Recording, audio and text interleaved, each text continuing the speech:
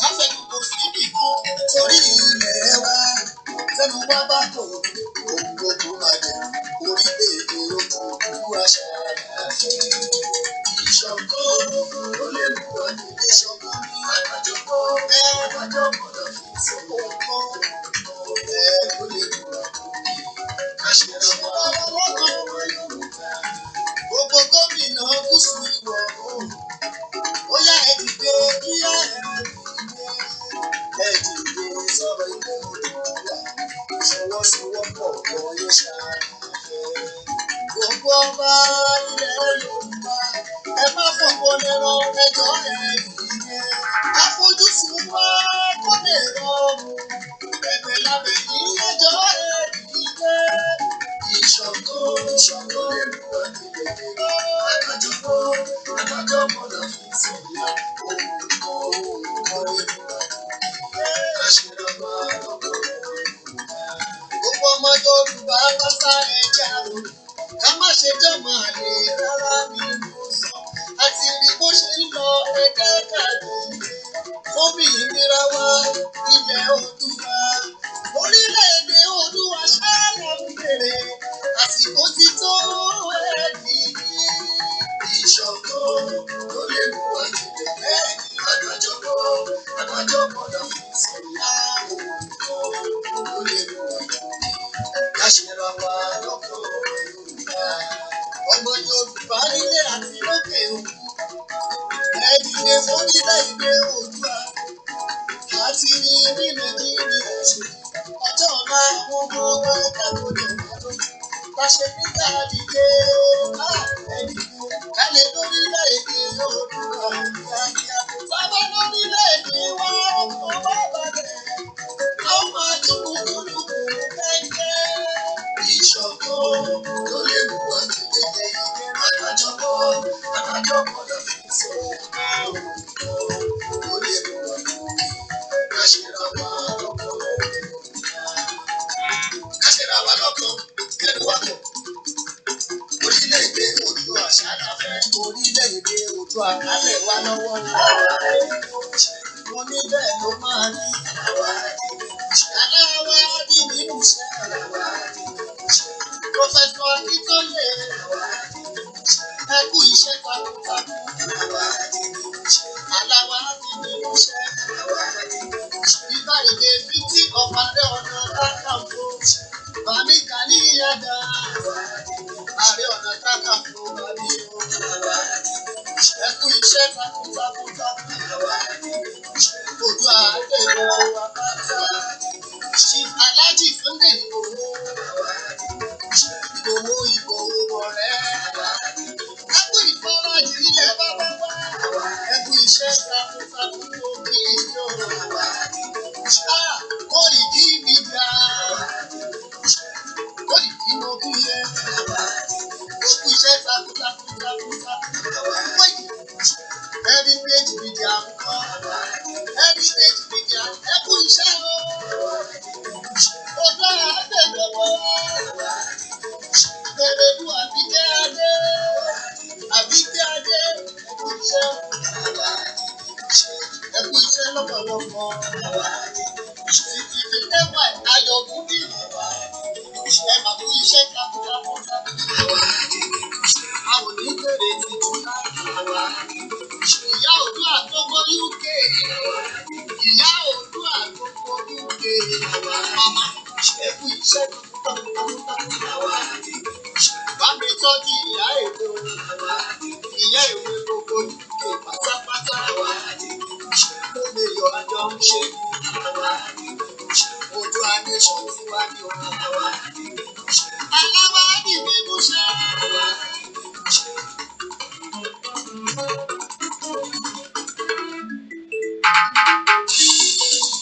Ṣòwò Oòduà nation. Mi ò gbọ́ Àbíkẹ́ Adé. Adéṣòwò Oòduà nation. Bá ti bọ́ sí tó ń bọ̀. Èmi àdèmájọ́ máa yọ. Àwọn ọmọdé sọ pé àwọn àgbà náà sọ pé gbogbo ọmọ Yorùbá. Gbogbo ọmọ Yorùbá Ariwo kárakára. Wọ́n fẹ́ olú. Wọ́n ló dẹ̀ tún wà wọ́n léyè. Tó bá bọ́ sí kankan, èdè àdèmàjọba. Ó pẹ́pẹ́ Yorùbá pátá èdè àdèmàjọba. Ìyá Oòduà. Ìyá Oòduà gbogbo yún èwo kí ó kí ẹ. Ìbàdàn ní àná. Ó lẹ̀ wá ń kú bí yé. Chief Sunday gbogbo ló tún sọ pé èdè àdèmàjọba. Máa jọ kúkúrú mú kẹ̀kẹ́. Ṣàìní tí kọrin. Bàbá lórílẹ̀-èdè Oòduà.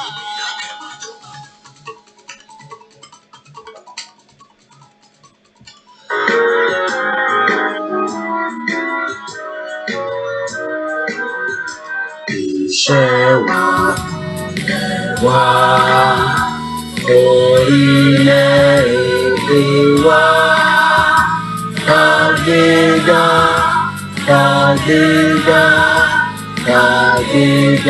fàyèrè ìgbàgbọ́ ni pé láti bẹ̀rù làkọ́mọ́.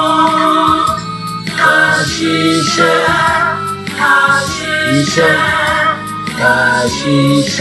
bàjọ́lá ìṣọ̀kan àtòmìnira ní ẹ jẹ́ ká máa lépa tẹ̀síwájú ọ̀pọ̀ ire àtòhun tó dára.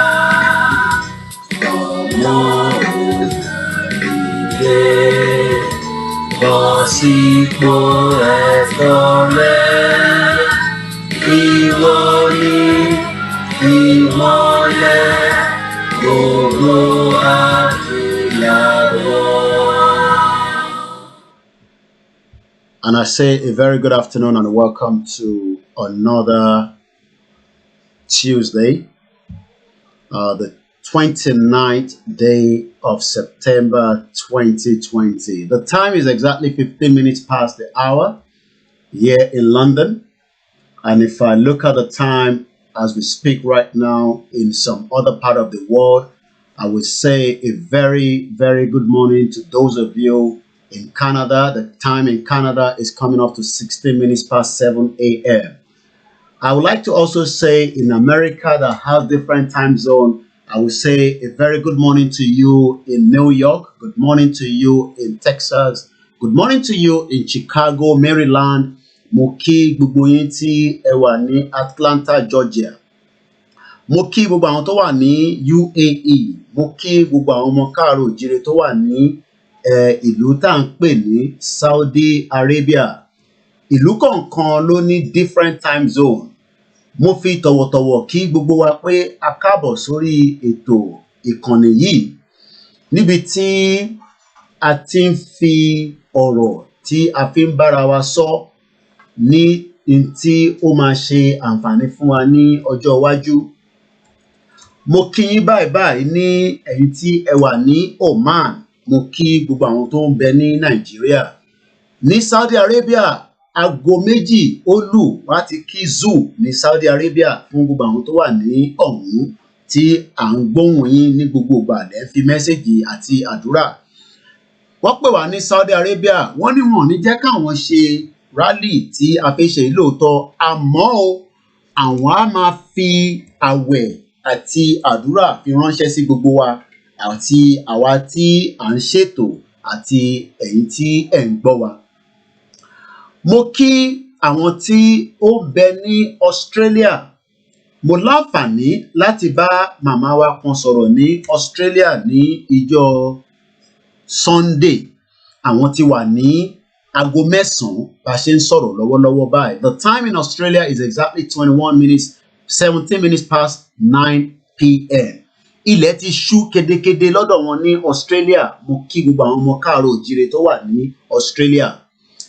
A kí gbogbo àwọn tó wà ní Japan. A ní àwọn ọmọ káàárọ̀ oòjíire tó wà ní Japan. Ilẹ̀ ti ṣú náà ní Japan lọ́wọ́lọ́wọ́ báyìí is exactly 18 minutes past 8 p.m. Ìdí tá fi ń sọ gbogbo aago báyìí nítorí pé aago kan máa dé, ìgbà kan máa dé láìpẹ́ láì jìnnà ká máa kíra wa pé a kú oríire, a kúrò nínú oko ẹrú.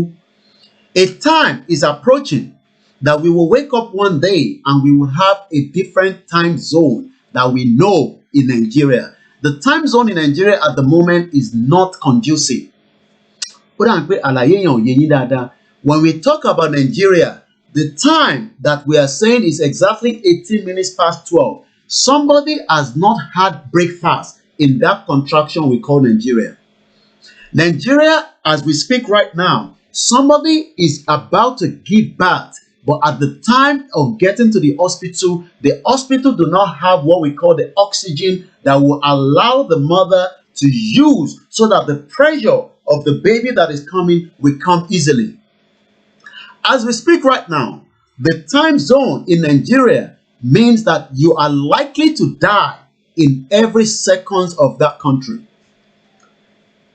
So when I look at the other time zone around the world, I will look at the time zone in France. It's exactly 19 minutes past 1. They are 1 hour ahead of us, according to the time zone. But they are 20, 30, 40, 50, 1,000 years ahead of Nigeria of today. But if I look at the time zone of when our father that we know as Obafemi Awolowo, the time that we were having the TV, the television, we now have a technology that I can easily see myself inside the TV because the technology is there. I can easily see myself and do so many things on the TV. Do you know that this man behind, as you can see on the screen, literally make sure that we have television before France? Do you know what it means? That when he was alive, we had television before France. But today, the time zone between France and Nigeria means an average Nigeria has not even had a breakfast as we are speaking right now. And I hope a lot of you are fasting with us today because we did announce it yesterday. If you have not remember, you can continue it. Tó bá tẹ̀ jẹ́ pé o ti fóúnjẹ sẹ́nu.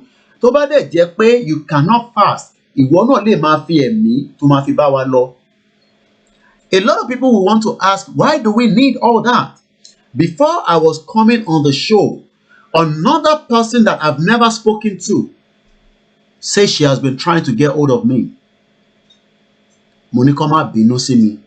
She literally sent the message through email, but because of the consumes of volumes of messages that is coming, I sometimes do not even understand that there's a message. I thought it's only for phone call. It is only today I realized that you can also receive messages. And she was telling me the dream she saw in May.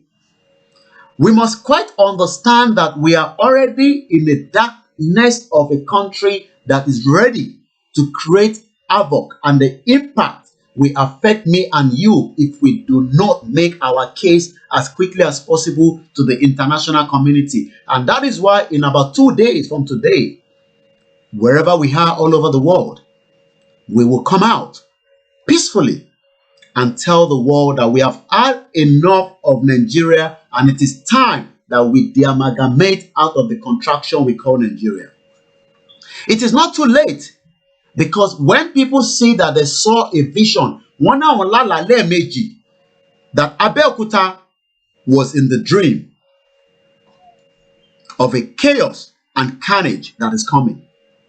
So when people say that what we are saying here might not mean anything to them, we are just praying that we don't want the carnage and the havoc to come to them before it is too late. Nítorí pé by the time tó bá máa fi dé yẹn, ní time láti máa sọ gbogbo tá à ń sọ yìí, a kàn máa show body tó ti kú, òkú tó ti kú ní gbogbo káàkiri gbogbo southwest. Because some people don't believe that when we say that there's a war coming, they are thinking the war will be a long time, but they do not understand that the war is already closer on the doorstep.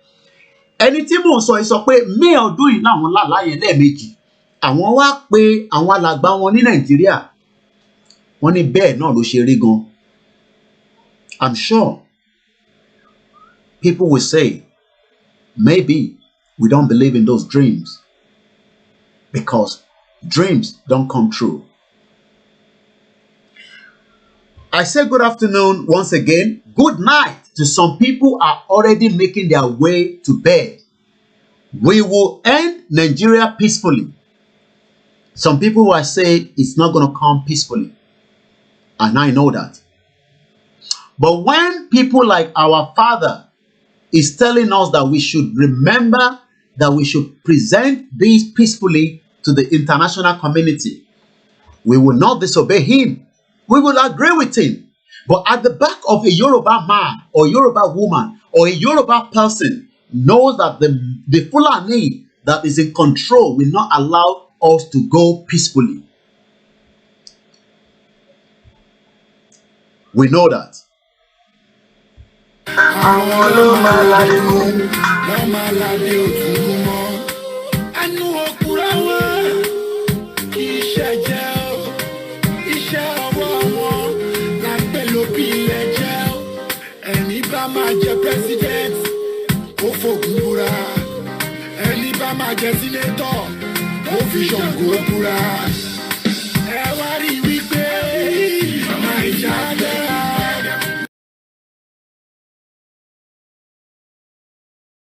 Very good afternoon from this end.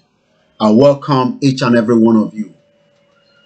I am a proud Yoruba man, and Yoruba come first, even though we love humanity. To bad agree on Germans are suffering a German come first. There's nothing to disrespect in that. Germany was suffering a German come first. Kódà tó bá lọ sí Germany, tó bá sọ ìbò sí wọn, ṣe ló máa wẹ́ pé èmi ò gbọ́ German, but àwọn tó gbọ́ German á máa wá mọ̀ tí mò ń sọ pé sister wa dára máa àwọn lè confirm tí mò ń sọ yìí. How come I wẹ́ what language is that? Because they're not interested in that English language. Do you know that if you go with British pound, as even their EU country, to Germany, they will not take it from you because they don't believe in that shit hole. Because they are proud of their own heritage and their own culture. So there's nothing to say we should not be proud people as Yoruba people. And I understand some people will say, but we are Oduduwa. Does it matter? What we are asking for now is a total de-amalgamation out of that shit hole you call Nigeria. And don't tell us not to use the word shit hole. I just read a comment there. Somebody is up with Omunje spaghetti. Do you know? Let me show you. Me, I love to do practical. Spaghetti that the person was talking about. And spaghetti, because some people might not understand, this is what we call spaghetti.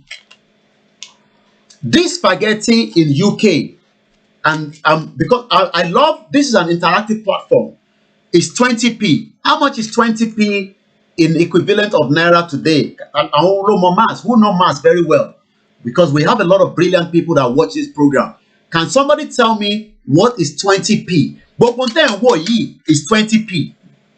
Can somebody tell me what is 20p? Yes, Awolowo, a visionary leader. He saw the vision, but the bastard politician killed the vision. And they want me and you to stay in that contraction. Can somebody tell me? I'm mixed LR. I'm showing a spaghetti. The spaghetti in my hand, it says it's 100% durum wheat. Wheat, Lofishe. And at the moment, it's telling me that it's 500 grams. What I've got here is 500 grams. But I am telling you, this is 20p. Can somebody tell me on the broadcast, how much is 20p in the equivalent of Naira of today? I want to get to somewhere. This is 20p. Nobody's coming up with that. Okay. Nobody knows maths. That means nobody is a mathematician. Only Tolulokwe that they killed is a mathematician. So we don't have any other mathematician as Yoruba people. So we don't have any mathematician on this broadcast. Okay. 20p. How much is 20p? Or should I add another one? Should we make it 3? So it will be easy for you. So that when I put 3 together, then I can put it at the equivalent of. So what I'm going to do now, all right, I have 3 spaghetti here. This spaghetti I have is 3. That means it's 60p. How much is 60p in equivalent of Naira? Okay, somebody's telling me 115 Naira. Somebody's saying 116 Naira .4. So I type 1 This is 116 naira. But do you know that this is not a meal that anybody can eat in Nigeria as a meal because they cannot afford it? Because they cannot afford it. 110 naira. Thank you very much. This spaghetti that I am holding is 500 grams. At least an average of maybe 3 people can eat this easily and you'll be full of. Koda, oh, need anything. All you need to make this, all you need by putting spice and all that, that is because you have the means. You can just cook it as it is in the boiled water and you eat it like that. But this is not a food for an average person in Nigeria of today. That is the shit hole country we are calling. So if somebody on the broadcast is telling me that they are eating spaghetti, this is what they are talking about. This is 20p. And you now ask yourself, how did they make spaghetti? It's wheat. Oh, you want me to show you? Wheat. Let's quickly look on that. Wheat. Let's look for wheat on IFA that we call Google. So what is wheat? What do we understand by wheat? So this is wheat for those of you that when we talk that Nigeria will break, and we would then come in and tell you that Chief Obafemi Awolowo presented something like this to then when he was alive. This is wheat that you are looking at there. Wheat, we have the land, we have everything. So that means we can stand on our own without a shit hole that you are calling Nigeria. So when they tell you that we are eating their cow, tell them they are mad. We can ranch our cow right inside the southwest. This is what wheat turns to. The wheat that you are looking right there into converts in it. And like I said, by putting mede inside it is because you want to do so. If you went on a camping, you can eat these and survive for 1 month. You can survive on this for 1 month inside the bush. But the same bush, we are not allowed to even plant cassava. All our mothers have now been sent away from the farm because the Fulanis have literally invaded the farm. They've invaded the farm, and that is the reason why, things like that at home is a luxury to only children of the wealthy. You saw the picture I showed you yesterday, the video of the DSS son on a plane. When they eat something like this, to them, they're like feeling cool. To me, it's just an ordinary meal in the kitchen. It's nothing. Once again, a very good afternoon and welcome to the broadcast. We quickly go straight into the prayer because prayer is the key. It is not the key like you saw there in this image. Some people prefer the bread than the key to their freedom. And some people we might end up killing. I will tell you why with this next image. How many people want freedom? How many of you watching this broadcast? I want to hear and see how many of us want freedom. So we know those that do not want freedom, and we know those that we might have to take out because they are going to make a big problem for us. How many people want freedom? How many people? I'm going to be reading the comment, but I'm bringing out what I want to show you now. How many people want freedom? That is the question I am asking us. How many people want freedom? Okay. While I'm doing that, there's a prayer that will come through from Ibadan. Ekabo Soleto. Ekabo. Egberanle. Amen. I shall. Okay, let's bear with him. It's the network. It will come back. It will definitely come back. Freedom. I am asking us. How many of us want freedom? How many people want freedom? How many people want freedom? That is the question I am asking every one of us. Who want freedom? Okay. I'll let. Okay, we have another caller. Let's get straight to that caller for a prayer. Egberanle Baba. Eba agbóhùn sókè. Egberanle Baba. Ẹ ṣé gan ni. Ọ̀gá ògo jùlọ ó ràn wá lọ́wọ́. Àmín Jésù. Ọba olùrànlọ́wọ́ ìwọ la ké pe ìwọ ló bá ké pe lọ́jọ́ ọ̀rọ̀ òṣùwọ̀n. Àwa ké pe ọ́ olórí ilẹ̀ Odùduwà. Ọ̀gá ògo jùlọ ó yẹ kó ràn wá lọ́wọ́. Àmín. Tó ń parí gbogbo alátakò ìrìnàjò ògo yìí tó ní pé kò ní ṣeé ṣe. Ọmọdé ni, àgbà ni, ọkùnrin ni, obìnrin ni, onílé ni, àlejò ni. Èmi wù gẹ́gẹ́ bí ìkọ̀ àti ìrìjò Olódùmarè. Bí ilẹ̀ ṣe lanu tó gbédé tán àti Abrahamu mi lórúkọ Jésù gbogbo ọ̀tá ilẹ̀ Odùduwà ilẹ̀ lanu kó gbé wọn mi lójijì. Èmi sọ ní gbogbo alágbàá tó ní pé on the first kò fẹ́ dìde ogun kò fẹ́ rán àwọn ikọ̀ kan láti dà wá lédèrú. Èmi sọ ní ṣọ́jú ọjọ́ náà àti lẹ́yìn ọjọ́ náà omi ara rẹ̀ ẹ̀jẹ̀ ara rẹ̀ ó gbẹ lójijì. Àdàbí àyàfi tó bá tó pé tí wọ́n mú kún pè sí kí mo mú kún ìpè mi.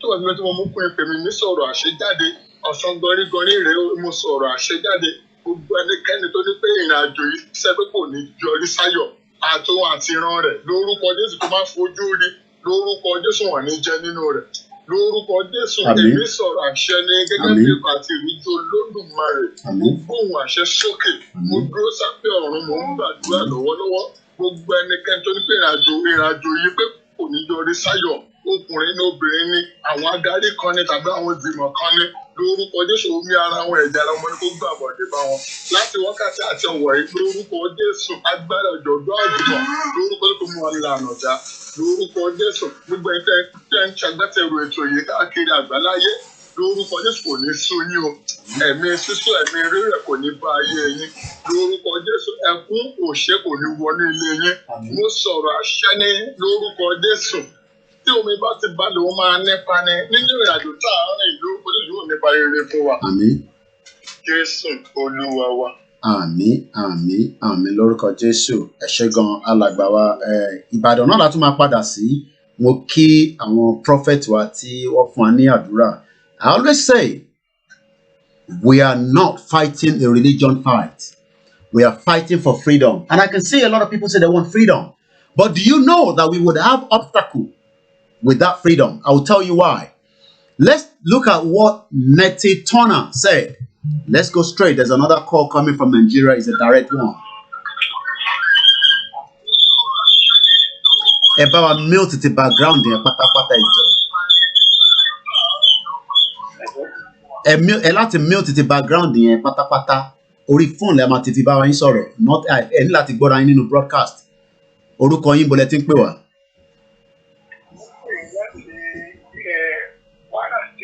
Kwara State ẹ bá wa gbóhùn sókè dádì wa. Mo ń pè é láti Kwara State láti ìlú abínibí bàbá Joseph Ayọ̀délé Babalọlá. Àdúpẹ́ lọ́wọ́ yín bàbá. Gẹ́gẹ́ bí àrólé Babalọlá ní ìlú abínibí rẹ̀ tá ń pè ní Ìkọ̀tún Ilé. Ìkọ̀tún Ilé àdúpẹ́ fún àǹfààní tí ẹ fún wa láti fi bá wa sọ̀rọ̀. Àbí kí n pè yín padà bàbá torí pé direct lẹ fi ń pè mí. Direct mo fi ń pè yín. Ṣé kèmí pè yín padà straight away? Ṣé lè jẹ́ rí nọ́mbà mi lọ́hùn? Ó ń ṣò kí lorúkọ dádì so màá lè save ẹ̀ máa wá pè yín straight away. Orúkọ mi ni Wòlíì Àtàjìrere Joseph Gẹ́gẹ́ Ojú. Wòlíì. Èké àrólé Babalọlá. Ọ̀dà ẹ jẹ́ ń pè yín padà so that a lè rí yín bá sọ̀rọ̀ dáadáa màá pè yín straight away nísìnyí kó má jẹ́ pé ilẹ̀ tó ń fi kọ́ọ̀lì yín pè wá. Àdúpẹ́ lọ́wọ́ bàbá wa tí wọ́n ń pè láti Kwara State. Ṣé rí i pé nígbà tí mo ní gbígbàdúrà la máa fi gba ara wa kúrò nínú oko ẹrú ara ẹ̀ náà ló ń yọjú báyìí. Mo fẹ́ save number yẹn èmi á wá pè wọ́n direct nísìn. A very good afternoon. Let me change this and bring it back here. Okay, enough owó wà lórí ìta máa fi pè wọ́n nísìn. So ẹ jẹ́ kí n pè wọ́n direct torí pé wá ní tó fi bá wa sọ tó fi lè jẹ́ pé wọ́n gbé call wọ́n gbé phone wọ́n wá pe live broadcast kí ló fi rí ń bẹ̀ ṣọ́ ti ń wò wá tẹ́lẹ̀ ni ṣé ní lọ́kọ́kọ́ máa darapọ̀ mọ́ wa ni gbogbo yẹn nísìnyí àbèrè lọ bàbá wa mo bá wọn sọ̀rọ̀ rí o bó ṣe ń pè tẹ́yìn náà ń pè òun náà làwọn náà pè wọlé yẹn àmọ́ ẹ jẹ́ kí n pè wọ́n padà ká gbọ́hùn òun. We will leave. A máa kúrò nínú Nàìjíríà á dàbí wàsá lójú yín ni ẹ gbéra ńlẹ̀ bàbá wa ẹ ṣé gan ẹ káàbọ̀ sórí ètò. Lórúkọ Jésù ohun tí ẹ ń ṣe yìí ọ̀run yóò dúró tì yín. Àmín Jésù. Mo fẹ́ sọ nípa àṣẹ ìpè àti gẹ́gẹ́ bí wòlíì ìran yìí lórúkọ Jésù ẹ ò ní ṣàṣìkì. Àmín Jésù. Gbogbo ẹ̀dákẹ́dá tó bá ní kò ní ṣe é ṣe nínú ìlera tí orílẹ̀-èdè wà lórúkọ Jésù ọ̀run yóò jà pápọ̀ ẹ̀mẹ́ wọn. Àmín Jésù.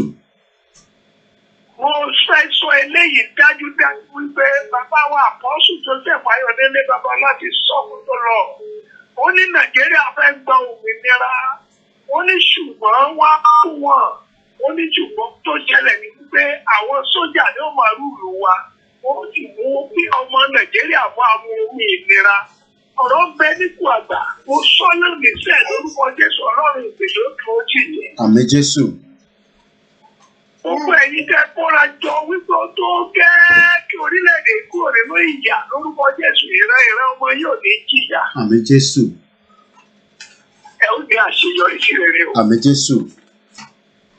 Lẹ́yìn ìgbà tó bá dára tán wọ́n ti fi ń ṣàwàtì. Àmín Jésù. Gbogbo ẹni tó bá wéwèé ogun lórílẹ̀-èdè lórúkọ Jésù ogun yóò máa bá wọn jà fúnra rẹ̀. Àmín. Ogun èyí ṣe dìde sí àwọn tó dìde ogun sí ọmọ Ísírẹ́lì lọ́jọ́ kẹ́lẹ́ bẹ́ẹ̀ lógun èyí ó dìde sí wọn. Àmín Jésù. Ní orúkọ Jésù Kristi Olúwa wa. Àmín àmín àmín lórúkọ Jésù. Bàbá wa lẹ́ẹ̀kan sí ẹ jọ̀wọ́ ẹ fún wa ní orúkọ yín fún àǹfààní gbogbo àwọn tó ń gbọ́ wa àti pé báwo lẹ ṣe mọ̀ pé à ń ṣètò yìí ní odindi ìlú Kwara lọ́hùn nítorí pé mo rò pé mo láǹfààní àti bá yín sọ̀rọ̀ rí àbí bẹ́ẹ̀ kọ́ bàbá. Mi ò gbọ́ yín rí. Mo ní orúkọ mi ni wòlíì àti ajínrere Joseph Ayọ̀délé bàbá Joseph Abíọ́nà gẹ́gẹ́ ojú aka Àrólé Babalọ́lá. Mo wà ní ìlú abínibí rẹ̀ ní Ìkọ̀tún Ilé ní Kwara State ní Òkè Ẹ̀rọ local government. Ẹ ṣé gan bàbá. Níbẹ̀ mo dé báyìí sọ̀rọ̀ yìí. Tó a dúpẹ́ ta. Àwọn tí orílẹ̀ ohun tó ṣẹlẹ̀ ni wípé lórí àwòrán mi ni mo ti lórí àwọn ẹ̀rọ tó wà lọ́wọ́ mi ní kúrò mẹ́sẹ̀jì ní ìsìn tí mo ti táàpù nọ́mbà ẹ lójú ẹsẹ̀. Mo ti ń fẹ́ máa bá ọ̀pọ̀lọpọ̀ àwọn ènìyàn yìí sọ̀rọ̀ ṣùgbọ́n tá a bá pè wọ́n á dàbẹ́ ní pé kò lọ. Orílẹ̀-èdè yìí kì í ṣe orílẹ̀-èdè tí ó yẹ kán gbàgbé Ọlọ́run. Joseph Ayọ̀délé bàbá Ọláròtìmí Ọlọ́run lò. Òun pẹ̀lú Awólọ́wọ̀ lọ́lọ́run rán wá láti wá tó orílẹ̀-èdè ṣe.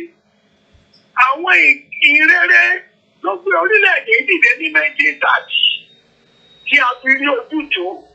Ṣùgbọ́n lónìí ẹ̀wá wo tí wọ́n sọ̀dà. Àwọn ènìyàn mọ̀ wípé láìsí agbára Ọlọ́run òun yóò lè ṣẹ. Torí náà Awólọ́wọ̀ wọn ò jẹ́ kó ṣe orílẹ̀ ibi tí mo wà yìí ní Babalọ́lá láti sọ fún wípé tó o bá padà lẹ́yìn Ọlọ́run ò ní dé ìjọba kò sì dé ìjọba yìí. Ọ̀pọ̀ ọ̀rọ̀ wà nípa tẹ̀mí ṣùgbọ́n àwọn ènìyàn mọ̀ wípé ohun tí a lè fi gba ìjọba yìí náà ni pé káwọn ojúlówó aládùúrà ló ń péye máa fi àdúrà ta àwọn ènìyàn jẹ. Kọ́ńtà àwọn àfáà kan máa fi àfáà tẹ ènìyàn jẹ. Kán jẹ́ ká wá parapọ̀ ká gbàdúrà. Iye àwọn tí inú wọn bá dùn sí irú nǹkan tá a ṣe ìkán jẹ́ ká gba ojúlówó àdúrà. Torí pé inú mi ń dùn gbogbo bí àti eléyìí tí àwọn kan ń ṣe lẹ́ẹ̀dì London gbogbo ẹ̀ ní mò ń rí. Ṣùgbọ́n mi ò ní àǹfààní ṣùgbọ́n mo ní àǹfààní láàárọ̀ yìí láti bá yín sọ̀rọ̀. Lórí ọ̀rọ̀ Nàìjíríà ó tún di ìní ló tún pé 29 days tí mo ti tó wà ní àdúrà. 29 days. Bẹ́ẹ̀ni sà. Nítorí náà, ẹ jẹ́ ká wá ààyè káwọn ọ̀dọ́ kan jẹ́ kan ṣe é. àwọn tí wọ́n bá orílẹ̀-èdè yìí jẹ́ yìí owó tí wọ́n ní wọ́n gbàgbé pé ẹ̀ẹ̀kan ṣoṣo lè jẹ́ wá sáyé. Bàbá Awólọ́wọ̀ iṣẹ́ tó ṣe sílẹ̀ orúkọ ìparẹ́ o. Bàbá wa Joseph Ayọ̀délé bàbá ọlọ́dà pariwo ẹ̀lẹ́dì tí gbogbo wọn forúkọ ẹ̀ jẹun káàkiri yìí. Mo fẹ́ fi yé yín wípé olójú 55 years láyé.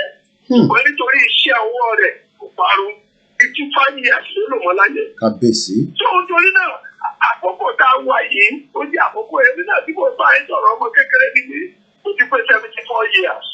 Tó ohun tó ṣẹlẹ̀ lórílẹ̀-èdè ló yí àwa sì lè sọ nípa ẹ̀. Nígbà máa gba independence ìgbà tí bàbá 1958 ní bàbá àpọ̀sù bàbá náà sọ wípé Nàìjíríà fẹ́ gba òmìnira ṣùgbọ́n wọ́n fún wọn. Ṣùgbọ́n ohun tó ṣẹlẹ̀ nígbà àwọn ìjọba ológun ni ó máa rúlù wa tí wọ́n wà máa jẹ́ kí àwọn ọmọ Nàìjíríà kó máa mú omi ìnira. Bí ẹ bá lórí ọ̀fẹ́ àti ìbáìkì ní lórí ọ̀rọ̀ ká ṣí wọn níyè lójú. Ọ̀rọ̀ náà láti ń sọ bàbá ọ̀rọ̀ náà láti ń sọ lọ́wọ́lọ́wọ́ báyìí tí ẹ bá máì a sì máa gbà yín láyè kẹ́ máa bá wa sọ díẹ̀ lọ àkànjú torí pé ọ̀rọ̀ àgbà wọn ni tó bá ṣe lálẹ́ tó bá ṣe láàárọ̀ á ṣe lówùúrọ̀ ẹ má bínú pé mo pòwe níwájú bàbá torí pé a fẹ́ gbọ́ lẹ́nu yín náà ni ẹ̀yin lẹ́dẹ̀ pè wá wọlé ẹ̀yin náà lè máa fún wa ní àwọn ọmọ káàárọ̀ òjíire wọ́n ní máa kí yín wọ́n ń gbọ́ yín ní gbogbo àgbáyé báyìí ẹ gbóhùn sókè bàbá. Gbogbo ẹ̀yin ọmọ káàárọ̀ òjíire jẹ́ ló ń jìyà nílùú òyìnbó tí ọ̀rọ̀ ta ní sórílẹ̀-èdè Babalọ́lá ló gba àdúrà ní orí òkè Ìjó ó pe ọ̀rọ̀ wá sí orílẹ̀-èdè yìí ṣùgbọ́n lónìí orílẹ̀-èdè náà rẹ̀ tiẹ̀ ó di ìgbà mẹ́ta tí wọ́n máa kọ̀wé sí Buhari ní ohun mẹ́ta tí Ọlọ́run kan ṣe kí Nàìjíríà lè tòrò ṣùgbọ́n wọn ní gbọ́ tiwa torí pé àlọ́ gba búrẹ́dì lọ́wọ́ wọn. Gbogbo ẹ̀yin ìránṣẹ́ Ọlọ́run tẹ́tí lọ jẹ́ gbìyì ẹ ò lè sòótọ́ ọ̀rọ̀ Ọlọ́run mọ́ mò ń sọ báyìí lákòókò yìí jẹ́ ìbá ronúpìwàdà ọ̀rọ̀ àpáàdìlẹ̀ lọ. Ẹ jẹ́ kó yí àwọn ènìyàn Odùduwà kì í ṣe wọn àná kì í ṣe pé mo sọ fọ́ọ̀tì pàtì kan ṣùgbọ́n òmìnira wa ló jẹ wá lógún ìyà ń jẹ àwọn ọmọ wa níṣẹ́ náà ní COVID-19 ìṣẹ̀lẹ̀ yìí mo ní oore ọ̀fẹ́ láti lè rí àwọn àríṣà tó dára lórílẹ̀-èdè yìí. So wọ́n bẹ̀ yín ẹ̀ tí bá iṣẹ́ yìí lọ àwọn ìtàn wà tó yẹ ká sọ fún wa. Bàbá àpọ́sù Joseph Ayọ̀délé Babalọ́lá ní Ọlọ́run rán àti Awólọ́wọ̀ láti wá ṣe àtúnṣe orílẹ̀-èdè yìí ṣùgbọ́n wọn jẹ́ kó gbé bẹ̀ nítorí pé ó padà lẹ́yìn Ọlọ́run. Báwo ló ṣe lọ́wọ́? Ó ní bàbá àpọ́sù Babalọ́lá ló sọ fáwa àwa gbójúbà kì í ṣe pé wọ́n fi pètè fáwa. Ó sọ fún wa wípé nígbà tí Ọlọ́run náà pé wọ́n ti parí gbogbo ìwé wọ́n ti pín gbogbo nǹkan mèremère ó gbàgbé orílẹ̀-èdè Nàìjíríà. Ó ní ìgbàgbọ́ máa mú ìwé yọkù kankan ṣoṣo sínú ẹ̀ òun náà ní ẹ̀mí mímọ́. Ó ní ó sọ pé òun àti Awólọ́wọ̀ òun fẹ́ rán wọn lọ́rùn kọ́lọ̀ dá nǹkan yẹn padà. Ó bàbá fi òpópó ọrọ̀ Adó Èkìtì òun fi ṣe àkàwé òpópó ọrọ̀ l'Adó Èkìtì. Ó ní ìgbà táwọn jọ ń lọ lọ́nà òfẹ́ tọ̀ òun ní ẹ̀wá wo ìgbà tó wà fi dé òpópó ọrọ̀ yẹn òun ò rí mọ́. Òun wá béèrè àwọn apádà sọ́dọ̀ ẹlẹ́dàá bàbá ẹni tó jọrọ òun ò rí oníbàgbà ẹlẹ́dàá wa lọ pẹ̀lẹ́ ohun tó ṣẹlẹ̀ ní pé ìwọ ni ó kọ́kọ́ lọ tó ń fẹ̀mí mọ́ yẹn lọ wọ́n tí wọ́n bá ti gbà á Awólọ́wọ̀ ni ó lọ yóò wá lọ mú nǹkan mèremère wá. Mo fẹ́ béèrè ta ló mú tẹlifíṣàn wá sí Nàìjíríà? Ta ló mú tẹlifíṣàn wá? Kòkó la ní nígbà náà. Àmọ́ pé kó wá. Ó tó dẹ̀ jẹ́ pé bàbá yìí kì í ṣe. Yẹ kí n sábẹ́ lọ kí n lọ ṣe tí mo ṣe fúnlẹ̀ Yorùbá kó kárí Nàìjíríà. Òun Akíntọ́lá Dàfí òun ló di wàhálà lẹ́ni. Gbogbo ẹ̀yin ọmọ Yorùbá tí ẹ̀yin jẹ́ ọ̀dàlẹ̀ nínú iṣẹ́ Olúwa gan ọ̀dàlẹ̀ yìí pọ̀. Tí ẹ̀yin jẹ́ ọ̀dàlẹ̀. Lákòókò yìí ẹ padà sọ́dọ̀ òtítọ́ nìkan ní ìgbani lọ́wọ́ ikú. Ẹ béèrè ọ̀nà ìgbani ó lè ṣe wá ní rere tí àwọn bàbá ńlá wa rè kí ìtura dé bá wa. Lónìí ọ̀rọ̀ ta ní Nàìjíríà ò tó wá jẹ o. àwọn ọmọ wa wọ́n lọ jíyà lókè òkun wọ́n lọ fọ abọ́ iṣẹ́ tó ọmọ ẹlòmíì ò lè ṣe ní Nàìjíríà ló lọ ṣe ń bẹ̀ á dẹ̀ máa wò wọ́n ṣùgbọ́n ẹ̀yin àgbà ọ̀jẹ̀lú kẹ́ẹ̀jẹ̀lú kì í ṣòṣèlú ọ̀jẹ̀lú ni yín ẹ gbìyànjú látòní lọ ẹ padà sọ́dọ̀ Ọlọ́run ẹ jẹ́ kí àánú wà lójú yín ẹni ká mẹ́wàá ọmọ kan ò ní ebi ìgbà ẹlòmíì nínú lẹ́yìn ẹ̀ sì lè túnṣe ṣùgbọ́n mo rọ̀ wá ẹ̀yin ọmọ Nàìjíríà wọ́n rọ̀ fún yín nímọ̀ràn ẹ̀dìdì láwọn pápá jùlọ ọmọ Yorùbá kí ló dé àwọn alágbọ́n jù àwọn alágbọ́n wọn lè kọ́ ní sẹ́yìn nítorí ìwà ọ̀tẹ̀ àtẹnudẹ wọ́n ti wá bí àkókò rírọ gbogbo ẹ̀yin ọ̀dọ́ kẹ́ ẹ̀ gbọ́ mi báyìí lọ́wọ́lọ́wọ́ báyìí ẹ má jẹ́ kára ọjọ́ ọ̀la yín mọ́ lọ́wọ́ yín pẹ̀lú 5,000 2,000 pẹ̀lú gbọ́ Ọlọ́run àti àárẹ̀ yìí lọ́wọ́ ẹ̀yin elétò yìí gbàdúrà fún yín ayé yín ò ní dígbàjẹ́ o Ọlọ́run á sì mú kó ṣeé ṣe fún yín ẹ ṣe púpọ̀. Kó tó di pé ẹ máa lọ bàbá fún àǹfààní àwọn tó ń mix ẹ̀ up pé freedom tá a fẹ́ gbà àti Odùduwà àtẹ̀sìn ẹ bá wa ṣàlàyé ẹ̀ ní díẹ̀ kó tó di pé màá jẹ́ kẹ́ ẹ lọ bàbá. Kí ni ìyàtọ̀ tá a fẹ́ gbà ṣé ó ní kankan ṣe pẹ̀lú ẹ̀sìn torí pé àwọn kan sọ pé Odùduwà tá à ń pariwo yẹn àtẹ̀sìn ó dà ń pé kankan ó mix máa pọ̀ mọ́ra wọn ẹ bá wa ṣe ní àlàyé díẹ̀ bàbá. Gẹ́gẹ́ bí òye mi àti ìmọ̀ràn mi tí ò bá sí ìlú kò sí ìjọ.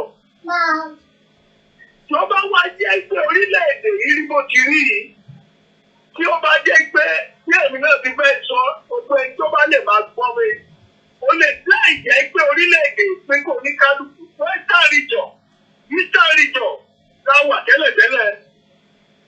So wọ́n bá jẹ́ yẹn náà padà sí tí ó tù wá lára ẹni tó bá wá ṣe ìjọba lọ́dọ̀ wa nílẹ̀ Yorùbá tó bá di pé ó hùwà tí ò dá á lọ bá nílé bàbá yẹn á sọ fún pé ṣé àwọn ìpè ẹjẹ́ kì í sọ̀kan fún yín sà ṣé àwọn ohun tó kọ́ bá lẹ̀ Yorùbá.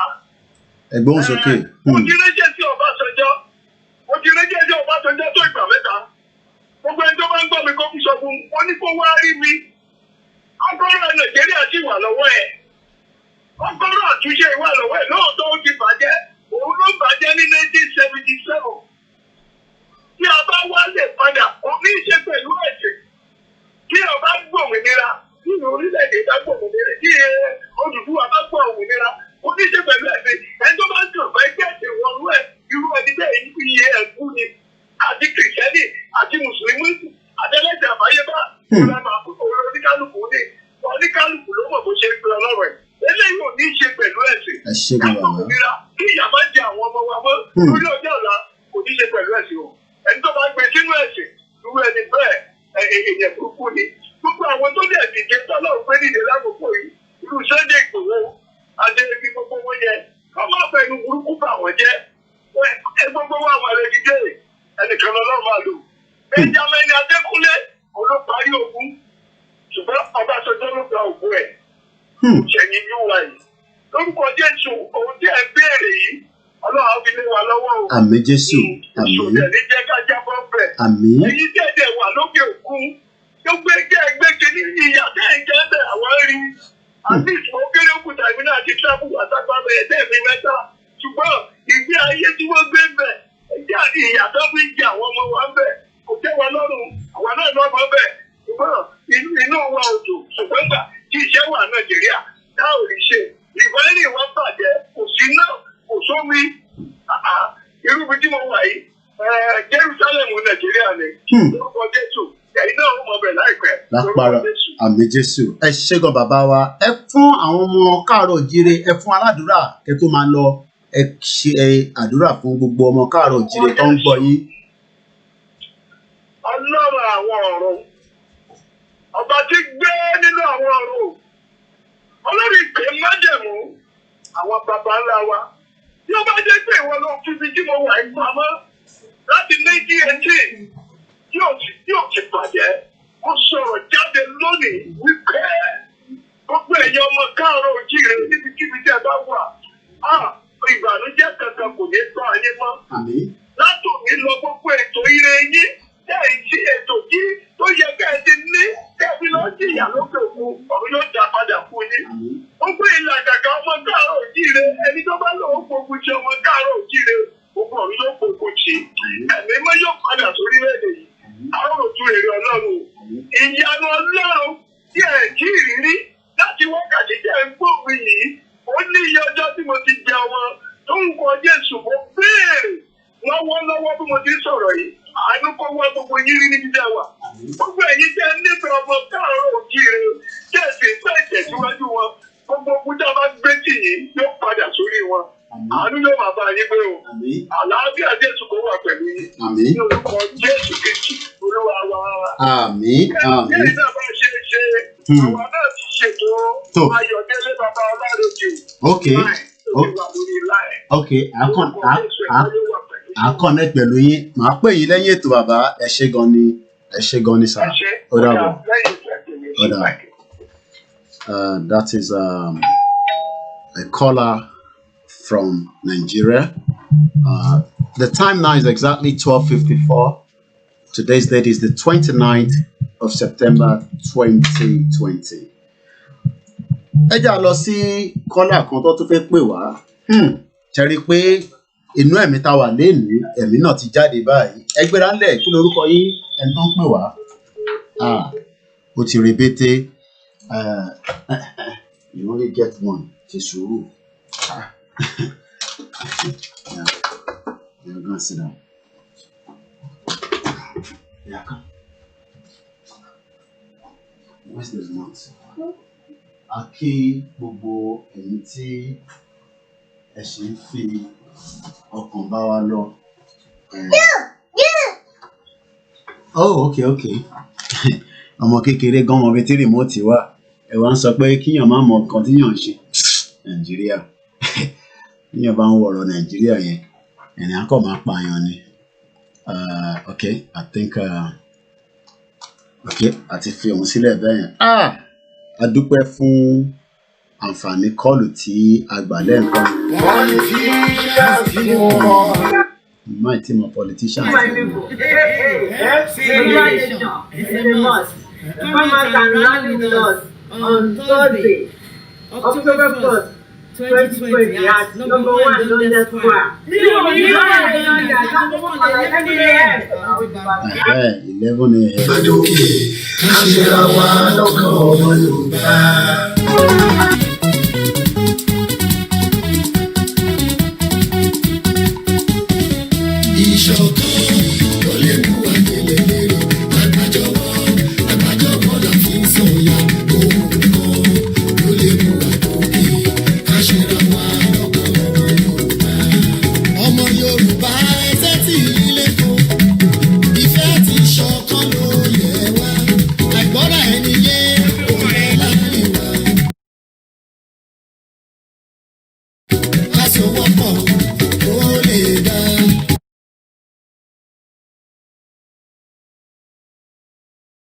ká sowọ́pọ̀ ká lè jọ ṣe ìṣọ̀kan.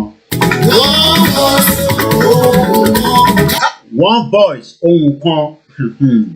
Ṣe rí i pé n tí a fi ń sọ pé I've never spoken to him before. Èmi àti wọn ò sọ̀rọ̀ rí. I don't know him. I've never met him. Àmọ́ wọ́n náà wọ́n rí lórí fóònù àwọn àbí bí a tablet táwọn ọmọ wọn gbé fún wọn. Who knows? Àmọ́ wọ́n pè wọ́n fi ẹ̀rí pé intagbedani na confirm. Ìwọ tó ṣe ń sọ pé na lie. Òtútù rí another evidence. Ẹja máa bẹ́ tò lè ṣó. Lẹ́ẹ̀kan sí mo kí Adétòkunbọ̀ ọmọọba ẹ káàbọ̀ sórí ètò. Bẹ́ẹ̀ ni mo kí gbogbo àwọn media houses láti Ojasọpẹ́, Bàbá Frank Bello, Òṣàtọ́lá Warrior àti David Hamilton, Citizen AY, Bàbá Èkìtì, Ahmed Ọlálékan, Màmá wa Erelu Àbíkẹ́, Màmá wa Tẹ́ni tí mo gbóhùn wọn lánàá, àwọn náà sọ dẹ́ndẹ́ ọ̀rọ̀.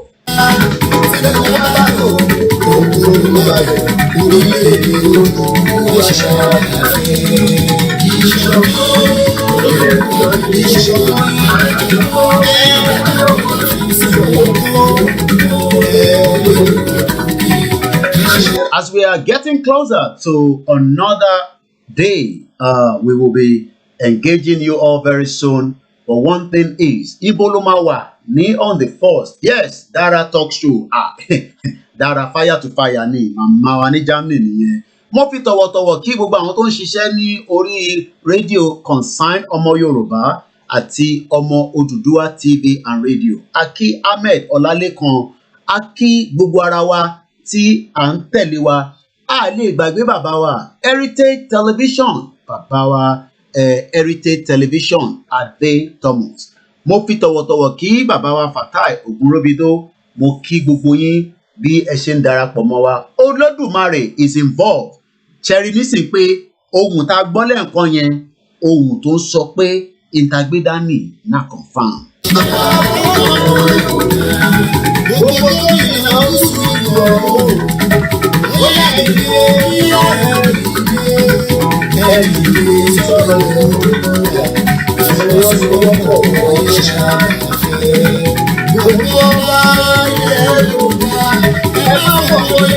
Ẹ má fi ọwọ́ rẹ lọ, ẹ má jẹ́ kí ogun ká wa mọ́lé.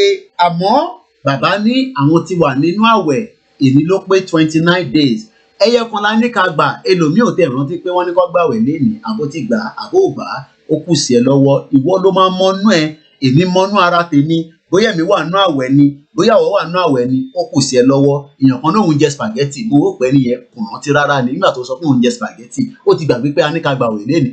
Ẹnu mi kọ́ lẹ ti máa gbọ́.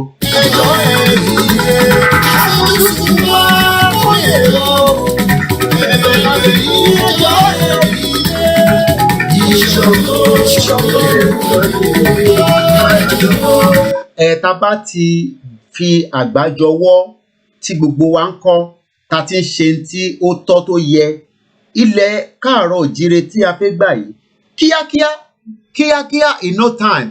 Ẹ gbọ́ bàbá yẹn, bàbá ń sọ pé kọ́kọ́rọ́ yẹn ó sì wà lọ́wọ́ Ọbásanjọ́, ó dẹ̀ sì ní àǹfààní láti tún ṣe. Àmọ́ tó bá wá tún ṣe ńkọ́, kí ló máa ṣẹlẹ̀ sí? 2 days before the peaceful rally, we are back again this afternoon.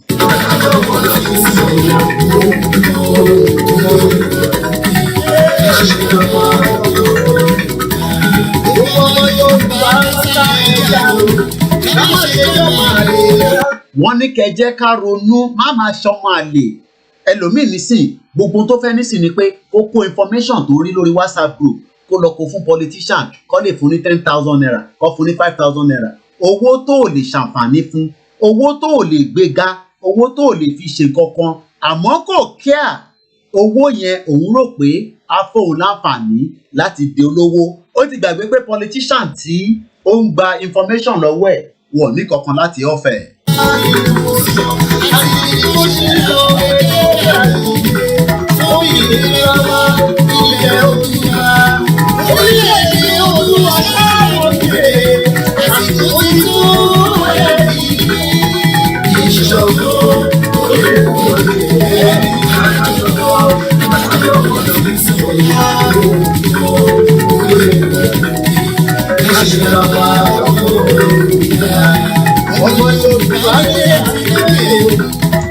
Wọ́n ní àwa tí a wà ní Nàìjíríà àtàwa tá a wà ní òkè òkun, gbogbo wa pátápátá ní ká jáde ní rọ́wọ́rọ́wọ́ ní October 1st.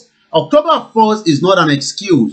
We have announced it for a very long time, and if you're not going to be participating, maybe for one reason or the other, you can also make sure that you are with us in the spirit and mind. Nigeria will eventually go. Yoruba nation, a new nation will come true.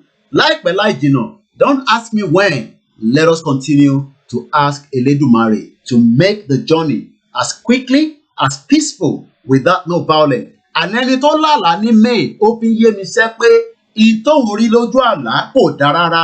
Àmọ́ nígbà táwọn gbogbo wa bá ti ń fi àdúrà, tá à ń fi ìṣẹ̀ṣe, tá à ń fi mùsùlùmí, tá a fi ń kọ́ńkà gbogbo tí wọ́n fẹ́ ṣe. Look, these people want to conquer us. They don't care whatever you are thinking. Don't look at it. The picture tẹ́yìn wò nísìn, ó yàtọ̀ sí picture tó wà lójú tí wọ́n o.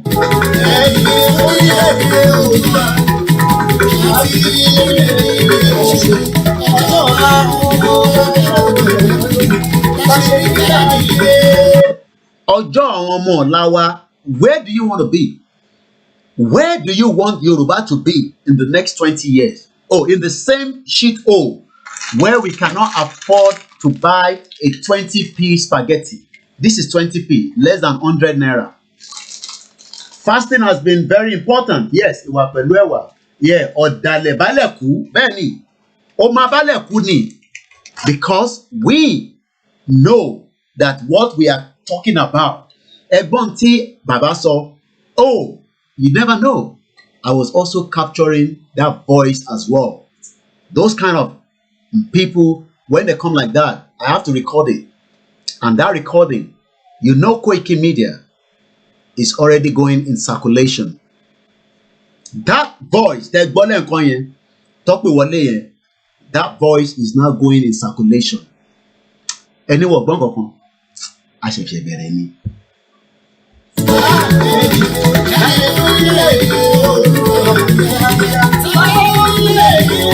Very soon, you will receive that voice note. All you need to do is also, boom, just continue to share it. Wọ́n ní bàbá ti sọ pé ilẹ̀ Yorùbá máa wáyé, àsìkò yẹn ti tó, it is time. No going back. Orílẹ̀-èdè Yorùbá, tó bá lọ sí France, tó bá ń sọ òyìnbó sí wọn, they will think you are not okay because they are not interested in that English. They expect you to communicate with them in their own local proper language, that is the French. When you go there and you start talking about all these English, they will not even return it back. Ìṣọ̀kan Yorùbá òun ló jẹ wá lógún.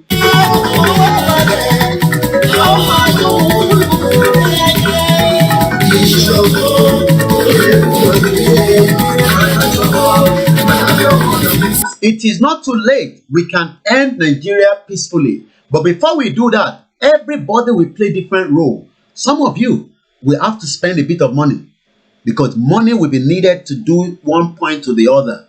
Some will spend their time. Some will spend their intellectuals. Some will just review the whole thing and direct us on the way forward. And that is part of what Yoruba World Congress, OAM, so many groups. Don't expect that it will be one group that will take us out. But our father, let's leave the music alone and come back. I'm going to open the phone line quickly today because we might not go as much. Sometimes when I say we're only going to do a few hours, we end up doing 3 hours. But you know how this thing goes sometimes. But we are already on the right track. 2 more days. A lot of people want to ask a lot of questions, especially Nigeria. Nigeria shalom fún gbogbo wa ní concern. I've received tons and tons of messages. What would happen in Nigeria? Is there going to be fight? Is there going to be peace? Look, umbo, omade. So don't worry yourself. The worst case scenario we know in Nigeria. So while I'm just doing this, I saw these. Let me put that out. And this is what I saw on the Punch newspaper. You know, and we believe that it would happen. But whether the Fulani that wants to overrun us have the same, the same mindset like us is what I don't know. I know we want a peaceful exit. What do you want? No more. No more. Go and sit down. Bye-bye. No, go and sit down. No more. Go and sit down. All right, let me. No more. I saw this from our father, Professor Banji Akintoye. Professor Banji Akintoye says, we will leave Yoruba, others have demand right to demand independence. But he expects us that we will go peacefully, and everybody believes that we should go peacefully. Okay, let me.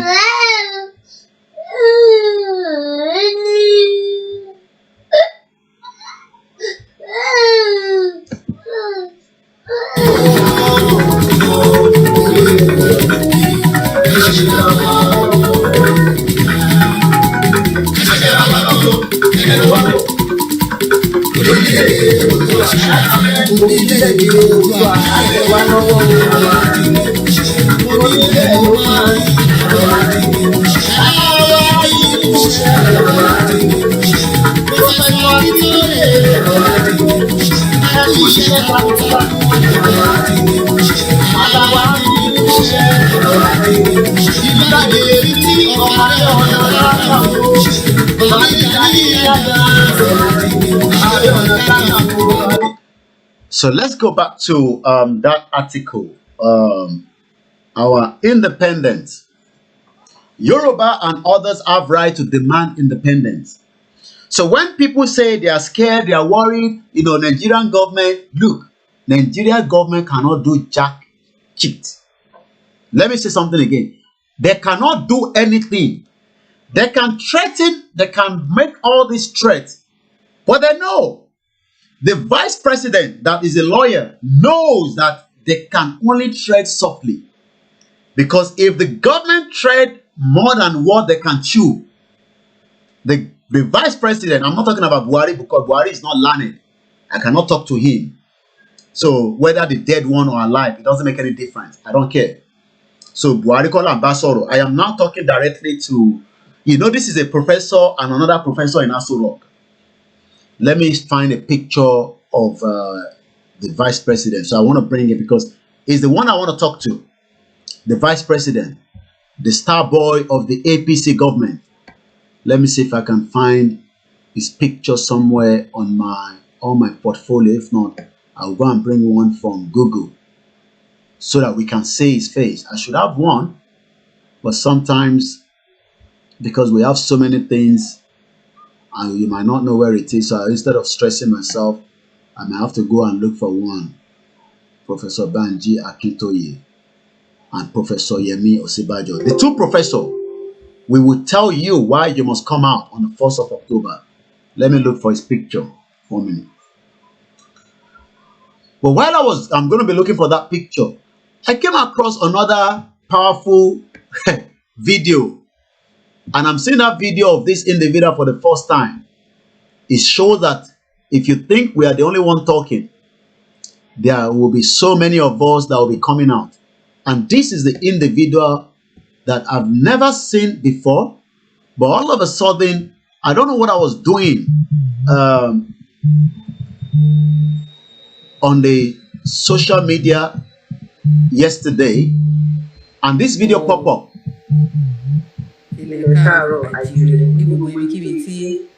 I'm going to go straight to that first. Let me just rewind it a little bit. Because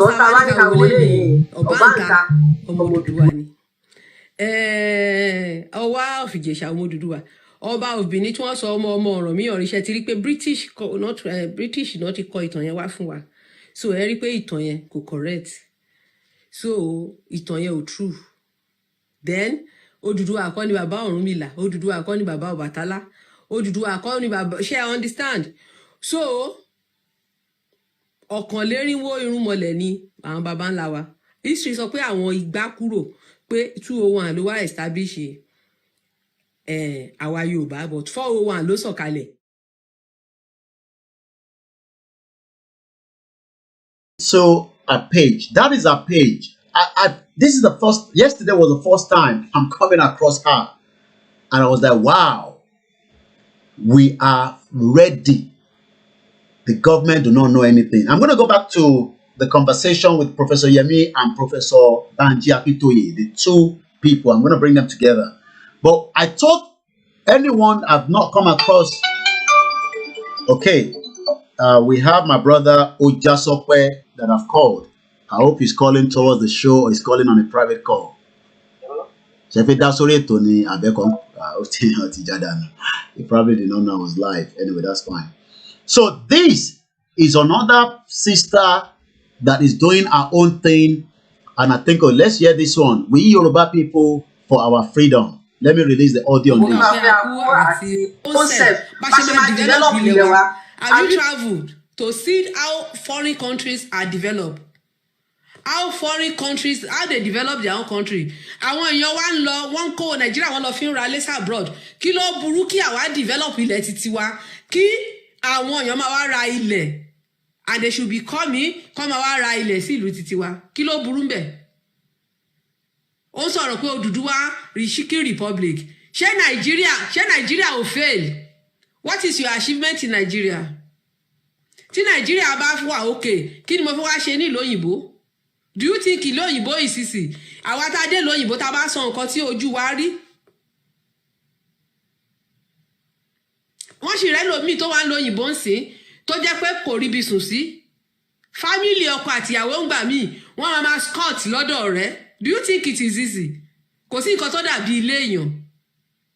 Kò sí nǹkan tó dàbí ilé èèyàn. Òótọ́ lẹ gbọ́ lẹ́nìí. À ń sọ pé kí ìlú wa develop, kí a gbòmìnira, ká kúrò lóko ẹrú, kí ìlú wa develop. You are saying that olórí burúkú ni akótilétà ọmọ àlè Yorùbá ló ń think of Odùduwà. Ọmọ àlè Yorùbá ló fẹ́ ká jẹ́ Nàìjíríà. Ọmọ àlè ni ò fẹ́ ká kúrò ní oko ẹrú torí pé òyìnbó ló join wa pọ̀.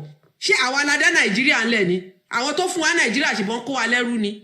Ọmọ àlè ni ẹni tó bá fẹ́ ká dúró sí Nàìjíríà tí ò bá fẹ́ ká dá dúró. Bẹ́ẹ̀ ni a lé ní 200 million all over the world. A lé ní 200 million all over the world. So kí ni mo try láti sọ ni pé mi ò like distraction, ẹ má bínú gbogbo ẹ̀yin tẹ́ ń wò mí. Irú ìgbà tán ní bàbá Tinubu fi 64 billion support Buhari. Tó bá jẹ́ Yorùbá kan ní bàbá Tinubu fi 64 billion support, ìjà yẹn máa wà láàrin ara wa in house ni. Ẹ wo bí wọ́n ṣe fi owó tán rí ní ilẹ̀ Yorùbá àti ní East bó ṣe fi tún Àbújá ṣe. Ẹ wo bó ṣe develop Àbújá. Ẹ wo bó ṣe develop Àbújá. Owó tó ń rí ní ilẹ̀ Yorùbá, àwa la lépo, àwa la ní Apapa Wharf, àwa la ní gbogbo ẹ̀. Owó tó ń rí ní ilẹ̀ Yorùbá wọ́n fi tún Àbújá ṣe. Ẹ jọ̀ọ́ ṣé a lè lọ claim Àbújá? Ṣé Yorùbá lè lọ claim Àbújá? Wọ́n lè pè ní FCT ìyẹn bí. To the show, it shows that we will make life miserable for that government until we get our own nation. They don't know what is coming. This I came across yesterday and I'm like, sister Iri, and I was impressed. Very, very impressed. Oh, that is my sister Olua Tony speaking. Okay.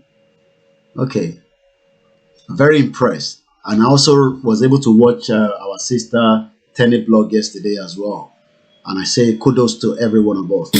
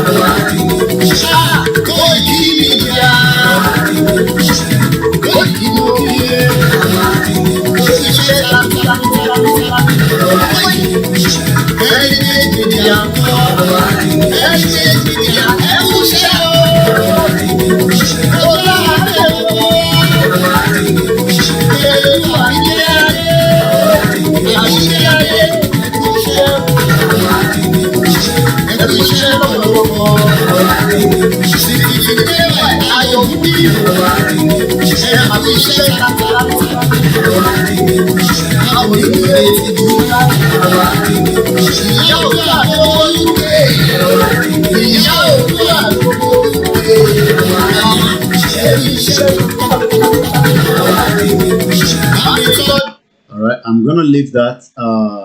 Bear with me, my camera might be off for some time, but I will continue to speak behind the scene. I want to bring this to us to review, and then I'll open the phone line, but my camera will just be turned off. Bear with me. But let me bring Professor Yemi Osibajo, part of the contraction government that is currently in. We will not give him any space because he's a Yoruba man. He has the right to resign out of that contraction now. But as long as he's there, he's part of them.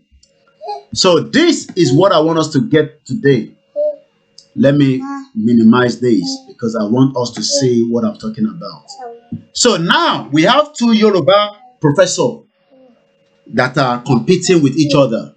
One of the Professor Banji Akintoye, wants us to leave Nigeria peacefully.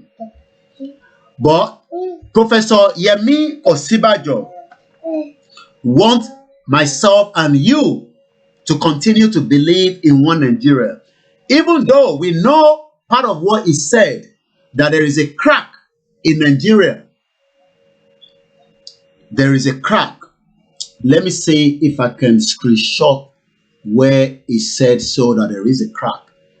That he knows. He's also telling us that Nigeria to reopen the border, the land border soon, according to the Vice President.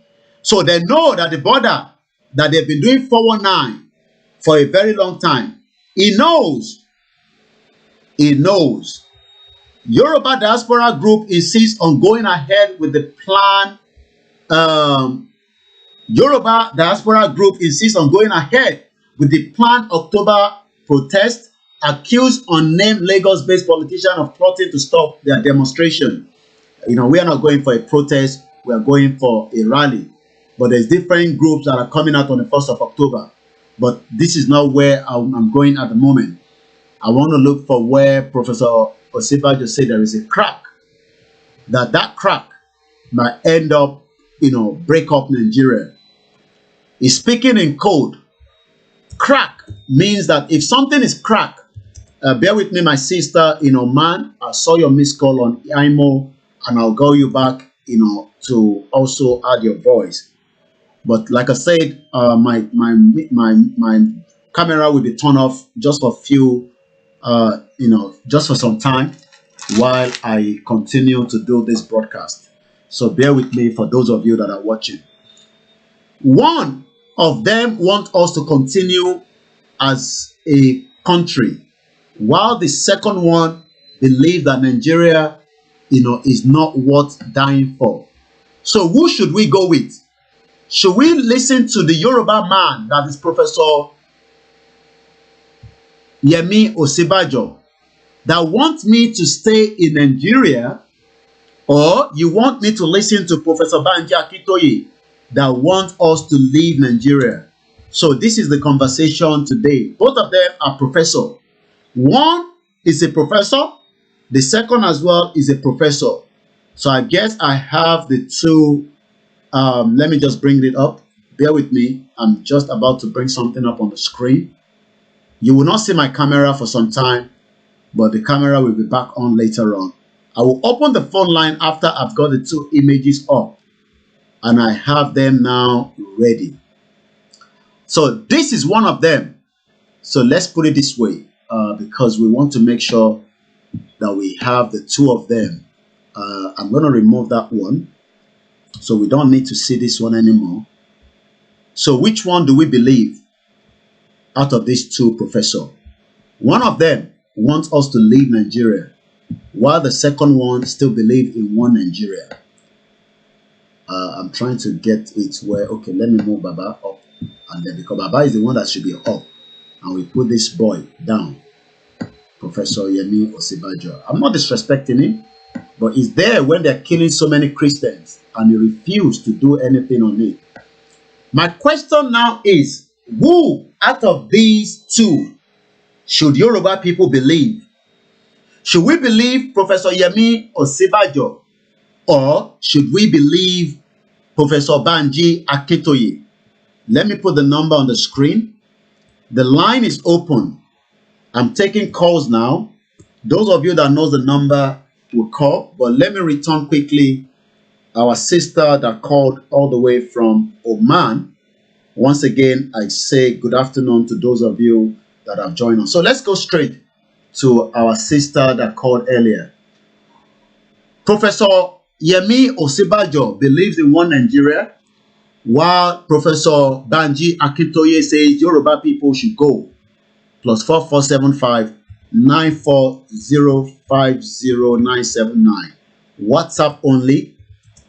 For those outside, you can also call IMO, and you can also call for those of you on Skype. If you want to join me by Skype, you can also call by Skype. The line is now officially open.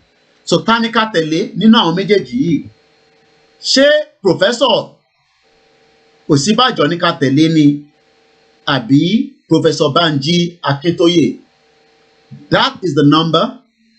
So, because on the day of the rally, one of them will contradict the other.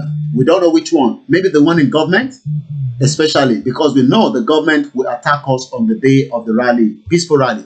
A very good afternoon and welcome to the show. Good afternoon. Ẹ káàbọ̀ sórí ètò. This is Bobby back. Yes, sir. Ẹgbẹ́ra ńlẹ̀. Láti Ghana. Ẹgbẹ́ra ńlẹ̀. Ọlọ́màjà tẹ̀lé ó sì. Okay. Ọlọ́màjà tẹ̀lé ó sì. Àbálá máa tẹ̀lé o, ẹni tó ní ta kóònù ọ̀pọ̀ ẹrú ni o. Okay. Yes, sir. Ẹ̀wọ̀ iṣẹ́ kìíní lè ń ṣe sá o. Àná máa jáde on the first. Lágbára Àná tó Ọlọ́run. bí a máa jáde. Kódà. Lágbára Ọlọ́run. Kódà. Yes, sir. Ẹ ṣé gan ni.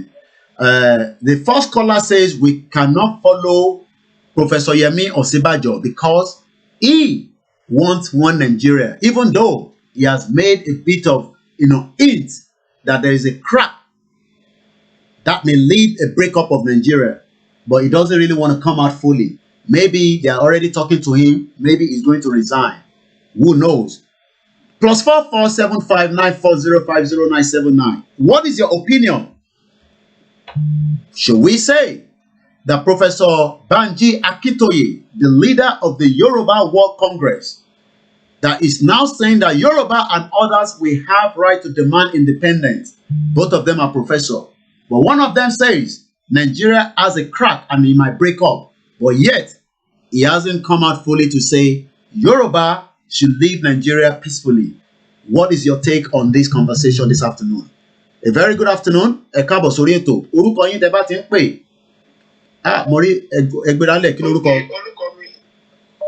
Orúkọ mi ni Amadu Steven. Ẹ gbóhùn sókè dáadáa. Bàbá Ọ̀ṣínbàjò tó ń sọ pé crack wà. Indirectly ni wọ́n fi ń sọ fún wa pé ilé ti tó lọ. Sẹ́wọ̀n pé ibi ìjọba náà wà, wọn ò lè fi gbogbo ẹnu sọ. Tó bá ti fi gbogbo ẹnu sọ, á dàbí pé àwọn gan wọ́n wà ní ètò mọ̀dàrú. Sọ̀rọ̀ bí eyín bẹ̀ ti ṣètò mọ̀dàrú ìjọba. So òun làwọn fi ọgbọ́n sọ fún wa wípé crack wà ní ara ìjọba. So ìyẹn gan ó ti òwe pẹ́pà fún ayẹyẹ gan ó ti túmọ̀ sí pé go ahead pé lè tó lọ. Ọlọ́run ràn wá lọ́wọ́. Ojú ọ̀dí bàjẹ́ òfòdùdú á ti ṣe lágbára Ọlọ́run. Ọlọ́run ràn wá lọ́wọ́ lórúkọ Jésù. Àmín. Ẹ ṣé gan. Ẹ má bínú máa kúrò lórí seat for few minutes. Àmọ́ ẹ jẹ́ ká bá Prince sọ̀rọ̀. Tí Prince bá ti wọlé, tó tí bá máa fi padà dé, ó yẹ kí Prince ti sọ gbogbo tó bá máa bá wa sọ tán. So ẹ jẹ́ bá Prince sọ̀rọ̀. Ó yá ẹ gbóhùn sókè. Ó yá ẹ gbéra ńlẹ̀. Hello, my brother. Ẹ gbóhùn sókè mò ń bọ̀. Akíntóyè la máa tẹ̀lé òwèrè lọ Ọ̀ṣínbàjò. Olórí burúkú lọ Ọ̀ṣínbàjò. Bàbá yẹn nǹkan tó máa jẹ òjò pọ̀ o. Bàbá yẹn kàwé ní ó kẹ̀yìn ìwé kò nọ́pọlọ. He's a scholar with no directive because of what he want to chop o. Akíntóyè ní ọ̀tá ló jẹ́ Ọ̀ṣínbàjò. Ọ̀ṣínbàjò tí ò lè gbà wá tí ò lè sọ̀rọ̀ ọ̀bíà. Ọ̀ṣínbàjò tó ń ṣe ẹnu Fúlàní. Ọ̀ṣínbàjò kẹ̀. Tẹ bá tọ̀ lọ́ṣínbàjò ẹ̀ ṣí. Money Miss Road. Ọ̀ṣínbàjò kẹ̀ bá tẹ̀ dárúkọ ẹ̀ mọ́. Akíntóyè ní tiwa. Akíntóyè ní tiwa o. Ọ̀ṣínbàjò kẹ̀. Ọ̀ṣínbàjò kẹ̀. Bígbà tó ń dẹrú sómi gbọ́dọ̀ ni o. Ọ̀ṣínbàjò kẹ̀ láyéláyé. He's an idiot. He's a stupid man. He's a man with lack of direction. He's a man that doesn't know what he's doing. Ọ̀ṣínbàjò kẹ̀. Gbàgbé ẹ̀. Ọmọ Odùduwà tó bá tẹ̀ lọ́ṣínbàjò ó ṣì. Ọ̀ṣínbàjò kẹ̀. Àwọn Fúlàní ń kó bẹ́ńdíìtì wọlé lójú ẹ̀. Ọ̀ṣínbàjò ní ká jókòó sí oko ẹrú. Wọ́n ń pa wá kò sọ̀rọ̀ ń pa ẹ̀. Wọ́n pa ọmọ wa. Most intelligent girl tọ́lọ̀ ń fún wa. Ọ̀ṣínbàjò sọ̀rọ̀ ń pa ẹ̀. Ọ̀ṣínbàjò sọ̀rọ̀ nípa bó ṣe ń pa wá. Báwọn bá ti ṣe wà nínú gbó. Gbogbo nǹkan tó ń ṣẹlẹ̀ ní Nàìjíríà tí ó da. Ọ̀ṣínbàjò sọ̀rọ̀ nípa kò síná kò sómi. Kò sọ́nà. Àgbégbèsè ayé tó dáa. Ó lóun first president olórí burúkú kan. Ọ̀ṣínbàjò kẹ̀. Wò ó. Àbọ̀ á bá lọ̀rọ̀ tiẹ̀. Ẹ jẹ́ ká lẹ́yọ́rọ́ jìnnà náà. Ọ̀ṣínbàjò kẹ̀. Ọ̀ṣínbàjò kẹ̀. Kó lè ṣẹlẹ̀. Ọ̀ṣínbàjò lè lead wa. We don't have political leader. Political leader we have, they are imposing themselves on us. We don't want that no more. We want a political leader. Tí àwa máa choose fúnra wa. Irú Akíntóyè. Àwọn bàbá yẹn ni bàbá. Ọ̀ṣínbàjò ni wọ́n ṣe bàbá o. Ọ̀ṣínbàjò ń ṣe bàbá. Bàbá tí ò fẹ́ tó fẹ́ kí ìyá jọ mọ̀ ẹ̀. Bàbá tó fẹ́ kọ́ níyà jẹ́ nínú èdè wa. Bàbá tí ò respect Odùduwà. Bàbá tí ò respect àwọn ọba wa. Bàbá tí ò respect àwọn èèyàn wa. Bàbá tí ò rí ìgbésí ayé jàtìjàtì tá à ń gbé. Ṣé yẹn ni bàbá? Ó ti ṣàgbàdo mọ́ di. Ó ti dá láàrin fi wa. Ọ̀ṣínbàjò kẹ̀. Ó máa jẹ́ bó tó yà. Àbùkù abálọ̀ rẹ̀. Akíntóyè ni bàbá tiwa. God bless you. Bàbá we love you. Bàbá we love you. More long life to your life. Bàbá ó máa kó ọjẹ pẹ́. Àwọn èèyàn ni yẹn o. Ẹ dárúkọ Ọ̀ṣínbàjò mọ́. Nǹkan tó máa ń dákọ̀ sí ọ̀yà ọkọ̀ tó máa pè lẹ́yìn mi. Nǹkan tó máa sọ máa burú ju nǹkan tí mo sọ lọ. Ọ̀ṣínbàjò kẹ̀. Ejò. Ọ̀ṣínbàjò kẹ̀. Ọ̀ṣínbàjò kẹ̀. Stupid man. Stupid professor. Professor of identity. Professor without intelligence. Irú yẹn kẹ̀. Gbàgbé ẹ̀. Olúwa tó ṣe wa. Iwájú náà lọ àpadà sẹ́yìn mọ́. Adékun ọlọ́pọ̀ ẹrú. Ẹ̀jáde lákìtọ̀ náà. We are coming out of Okweru. We don't want Nigeria no more. Nomadic people, ni Fulani, àwọn èèyàn tó ń gbónúgbó, their lack of development narrative. Motherfucker Ọ̀ṣínbàjò is a can. He's a stupid man. We don't want Ọ̀ṣínbàjò. Ààrẹ Ọ̀ṣínbàjò. Tó bá sọ̀rọ̀, a máa àtàkì ẹ. Má sọ̀rọ̀ kọ́. Ẹni tí o bá lè support pàkó motivate wọn lórí kan tá à ń jà fún. Má sọ fún àwọn pé ká jókòó sí Nàìjíríà. Ṣẹ́yìn ní Nàìjíríà ni. Nàìjíríà tó ti pín already. Nàìjíríà tó ti pín. Nàìjíríà abẹ́ ìsú ni. Nàìjíríà tó ti pín. Fúlàní fún wa ní 30 days. Ká fi gbogbo náà ti sílẹ̀. Kí lẹ̀ sọ? Ọ̀ṣínbàjò kẹ̀. Professor àwọn méjèèjì. But we have intelligent professor. Àbàdàn ní professor torí ó pé. Ọ̀ṣínbàjò orí ó pé. Orí Ọ̀ṣínbàjò pé. Ó dàgbà kò dánú. Àgbà òṣì. Àgbà òfò. Àgbà wèrè. Àgbà kẹ́ni máa ní. Àgbà tí ò rán mọ́ wọn. Wọ́n ní kápá lọ, wọ́n náà gbọ̀ kí wà lọ́jà kó rí ọmọ tuntun wá. Àwọn Ọ̀ṣínbàjò ń yí ọmọ lórí ni o. Má sọ mọ́ Ọ̀ṣínbàjò kẹ̀. We hate Ọ̀ṣínbàjò with passion. We hate Ọ̀ṣínbàjò with passion. Ọ̀ṣínbàjò is our enemy. Iwájú la ń lọ padà sẹ́yìn. Wọ́n Ọ̀ṣínbàjò à ń gbà bẹ́ẹ̀ kò tí yá. Kò tí yá. Àfi tó bá yí padà ló kù. Kó ṣe the right thing. Kí ló ń ṣe ń bẹ̀? Ìwọ tó ń ṣe ọmọ ọ̀dọ̀ fún Fúlàní. Ìwọ tó ń tì mọ́lẹ̀ ṣeré. Ìwọ tó lẹ́nu ọ̀rọ̀. Motherfucker professor of nonsense, professor of stupidity. Thank you my brother. Ohun lẹ́gbọ́n yẹn ká tó gba kọ́ọ̀lù míì ẹ jẹ́ ká tún gbọ́ ohun èèyàn kan sí ẹ ní sùúrù àyè wà tá a máa fi sọ̀rọ̀ ẹ jẹ́ ká tún gbọ́ ohun eléyìí sí ẹ jẹ́ ká gbọ́ ohun yìí.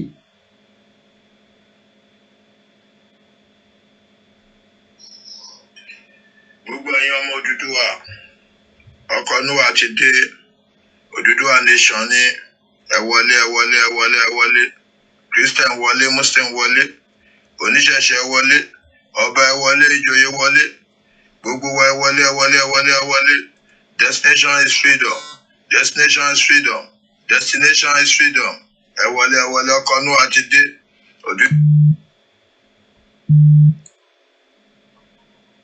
Odùduwà nation ní lè ṣẹ́rú mọ́ lórílẹ̀‐èdè wa. Enough is enough. Sovereignty ta ṣe ti tó. Ìyà tá jẹ́ ti tó. Ẹ wọlé kò ní di ṣéǹjì kò ní di owó. Odùduwà nation ní ẹ wọlé ọkọ Núwà Odùduwà nation ní ẹ wọlé. Destination is freedom. Destination is freedom. We have to free ourselves from bondage. We have to free ourselves from bondage. We cannot be slave in our land anymore. Enough is enough. Ìyà yìí ti tó. Ẹ dìde.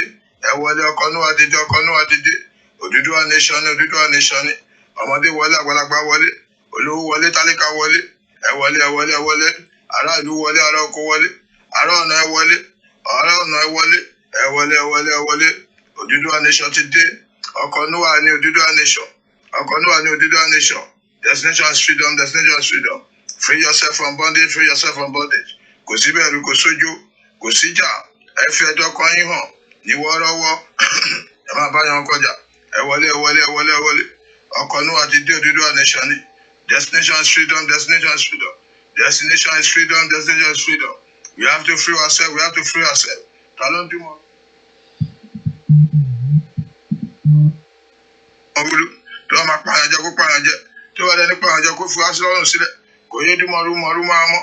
Ọkọ̀ Olúwa ti dé Odùduwà nation ni. Ọmọdé wọlé, àgbà wọlé, obìnrin wọlé, ọkùnrin wọlé, ẹ wọlé. Gbogbo aráàlú ẹ wọlé. Destination is freedom, destination is freedom. You don't need to pay any money. You don't need any change. Ẹ wọlé, ọkọ̀ Olúwa ti dé Odùduwà nation ni. October 1st, ẹ jáde, ẹ túyàyà, ẹ jáde bí èèrà, ẹ jáde bí fúkẹ́nà. Kò sí bẹ̀rù, kò sójo, ẹ̀tọ́ wa là ń jà fún. Àyédègbà nínú òfin, ẹ̀tọ́ wa là ń jà fún. Ẹ má bẹ̀rù, ọmọ Odùduwà, ẹ má bẹ̀rù, ẹ má ṣojú. Kò sí bẹ̀rù, kò sójo. Ẹgbẹ́dáká yìí sílẹ̀, gbọ́gbọ́ sílẹ̀. Ẹ wọlé. Odùduwà nation ti dé, ọkọ̀ Olúwa ní. Destination is freedom, destination is freedom. Odùduwà á gbé wa, àwọn alálẹ̀ adúró tì wá. Odùduwà á gbé wa. Àwọn alálẹ̀ adúró tì wá. Odùduwà á gbé wa. Àwọn alálẹ̀ adúró tì wá. Ẹ jáde lọ́mọdé, ẹ jáde lágbàlagbà. Ẹ jáde around the world. Gbogbo ibi tọ́mọ káàárọ̀ oòjíire bá wà. Ẹ jáde. Ẹ jẹ́ ká fẹ́ dọ́wọ́ kọ́ àrùn. Ẹ táàkì gbogbo photo profile yín pẹ̀lú Odùduwà nation flag. Ẹ jáde. October 4th is our day. Ẹ má bẹ̀rù, ẹ má ṣojo. Ẹ jẹ́ kí gbogbo wa jáde. Ẹ jẹ́ kọ́ ní wa ní rẹpẹtẹ. Ẹ má bẹ̀rù, kò sí bẹ̀rù mọ́. Ọlọ́run ti gbèjà fún wa jà. Ẹ jáde. Ọkọ̀ Olúwa ti dé Odùduwà nation ni. Ẹ túyàyà, destination is freedom. Ẹ wọlé. Destination is freedom. That is another jingle that we just released. All the time, we will bring different one out. But my case that I am presenting this afternoon is two professors. One says Yoruba demand, others have right to demand independence. Professor Akintoye. One is telling us that there's a present crack may lead to Nigeria breakup. So that means what I am saying is right. What I have been preaching is right because they know that Nigeria will break up. But they are using that there's a crack. My question now is, as we are going out on a peaceful rally in Nigeria, one of them will be held responsible if the government that is presently in distort a peaceful rally. And that is Professor Yemi Osinbajo. Hello, good afternoon. Ẹ má gbọ́ra yín, tẹ́ bá ti pè wọlé àti gbé kọ́ọ̀lì yín. Hello. Ẹ káàbọ̀ mà. Kétékété, very good afternoon. Ẹ káàbọ̀ sórí ètò. God bless you. Thank you, ma. Thank you, ma. Ẹ kú iṣẹ́ takuntakun. Àwọn ènìyàn. Olúwa ò ní fi yín sílẹ̀, ààbò Ọlọ́run á dájú lórí. Àmín. Olúwa á mọ odi mọ́ àti ààbò rẹ̀ yín ká. Àmín. Àwọn àdúrà tí mo bá ń gbà fún ìrètí mo bá ti rí yín ní Ẹ ṣé gan ni. Ma. Thank you very much. Nítorí pé ẹni tí kò bá láyà kò lè kó nìbọn.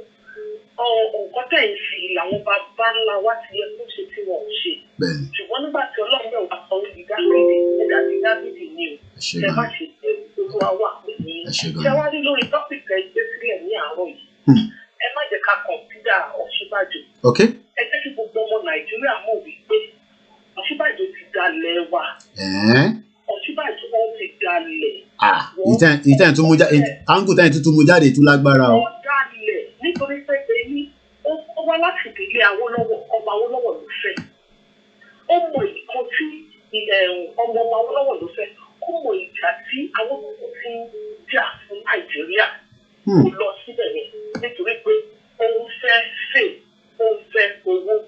Ó máa ń mú àwọn èèyàn bí ẹgbẹ́ ó fẹ́ lọ jà fún Awólọ́wọ̀ ni. Òun náà mẹ́yàn fi dìbò fún nítorí pé wọ́n wò pé ọmọ bàbá ló fẹ́.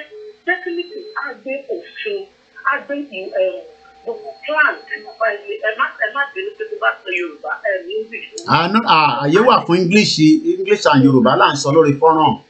Á lè gbé gbogbo ìgbésẹ̀ bàbá yìí tí kò lè gbé. Òun ní gbogbo Yorùbá sì dìde lórí ẹni èjì. Ṣé mo kó torí pé ó jẹ́ Christian làwọn èèyàn sọ pé àìlèyà níbẹ̀rù Ọlọ́run nínú. then ó tún wá jẹ́ lọ́ọ̀yà ṣé wọ́n ti tàn wọ́n á tún pé eléyìí tún mọ̀ òfin ṣé wọ́n and Buhari òpònú ni mi ò fẹ́ búyàn ṣùgbọ́n kò lọ́pọlọ nítorí kọ́tẹ́ tí máa mọ̀ wípé kò lọ́pọlọ ni wípé nígbà tí ní 1983 nígbà tí wọ́n kọ́ wá rúùlù wa mo wà ní class 3 nígbà yẹn Túndé ìdí àgbọn ló fi ṣe vice president kò lágbára kò lọ́pọlọ kò mọ̀wé mph ló ń gbé kiri ẹranko dáa jù lọ ẹranko ṣèbí wọ́n train ní ajá àríbájá ṣe máa ń direct àwọn èèyàn tó ṣe máa ń guide àwọn èèyàn tẹ bá train ẹdìyẹ yín tẹ bá train olóko ẹni pé ó máa get to know what you are saying or what you are talking about but this man kò wá láti it's from another ní ìmọ̀tẹ́sọ̀ kò ń ṣèyàn tó ń live rárá it's from another planet entirely mo lọ wo mímì Buhari nínú dictionary ó sọ pé ẹni tó máa impose pain the meaning Buhari nígbà tó kọ́ but I have to go and look for it sometime last year ó lẹ́ni tó máa infuse the agony and pain the meaning Buhari. Buhari means negative change. Bukhari is an Arabic name for boy that means one who comes from Bukhara. Bukhara is a city and a region in the modern day of Uzbekistan that used to be an important city in Touran region of the Persian Empire. Nítorí pé Ọlọ́run ò fẹ́ kí ìlú yẹn jìyà, Ọlọ́run ò fẹ́ kí Nàìjíríà jìyà, ṣùgbọ́n àwọn tó wá sẹ́nu nígbà yẹn ọ̀rọ̀ yẹn ó wá gbé Túndé ìdí àgbọn sílẹ̀. Túndé ìdí àgbọn rèé ẹni tí ò bá jẹ́ ìlú wa yẹn rí pé Túndé ló fi ń ṣe òǹfẹ́ ló fi ń ṣe pillar ló fi ń ṣe front ló fi ń ṣe everything the same thing náà ló ṣe fún Ọ̀gárì tó pẹ̀lẹ́ ní Ọ̀ṣínbàjò yìí tí ò lọ́pọlọ yìí.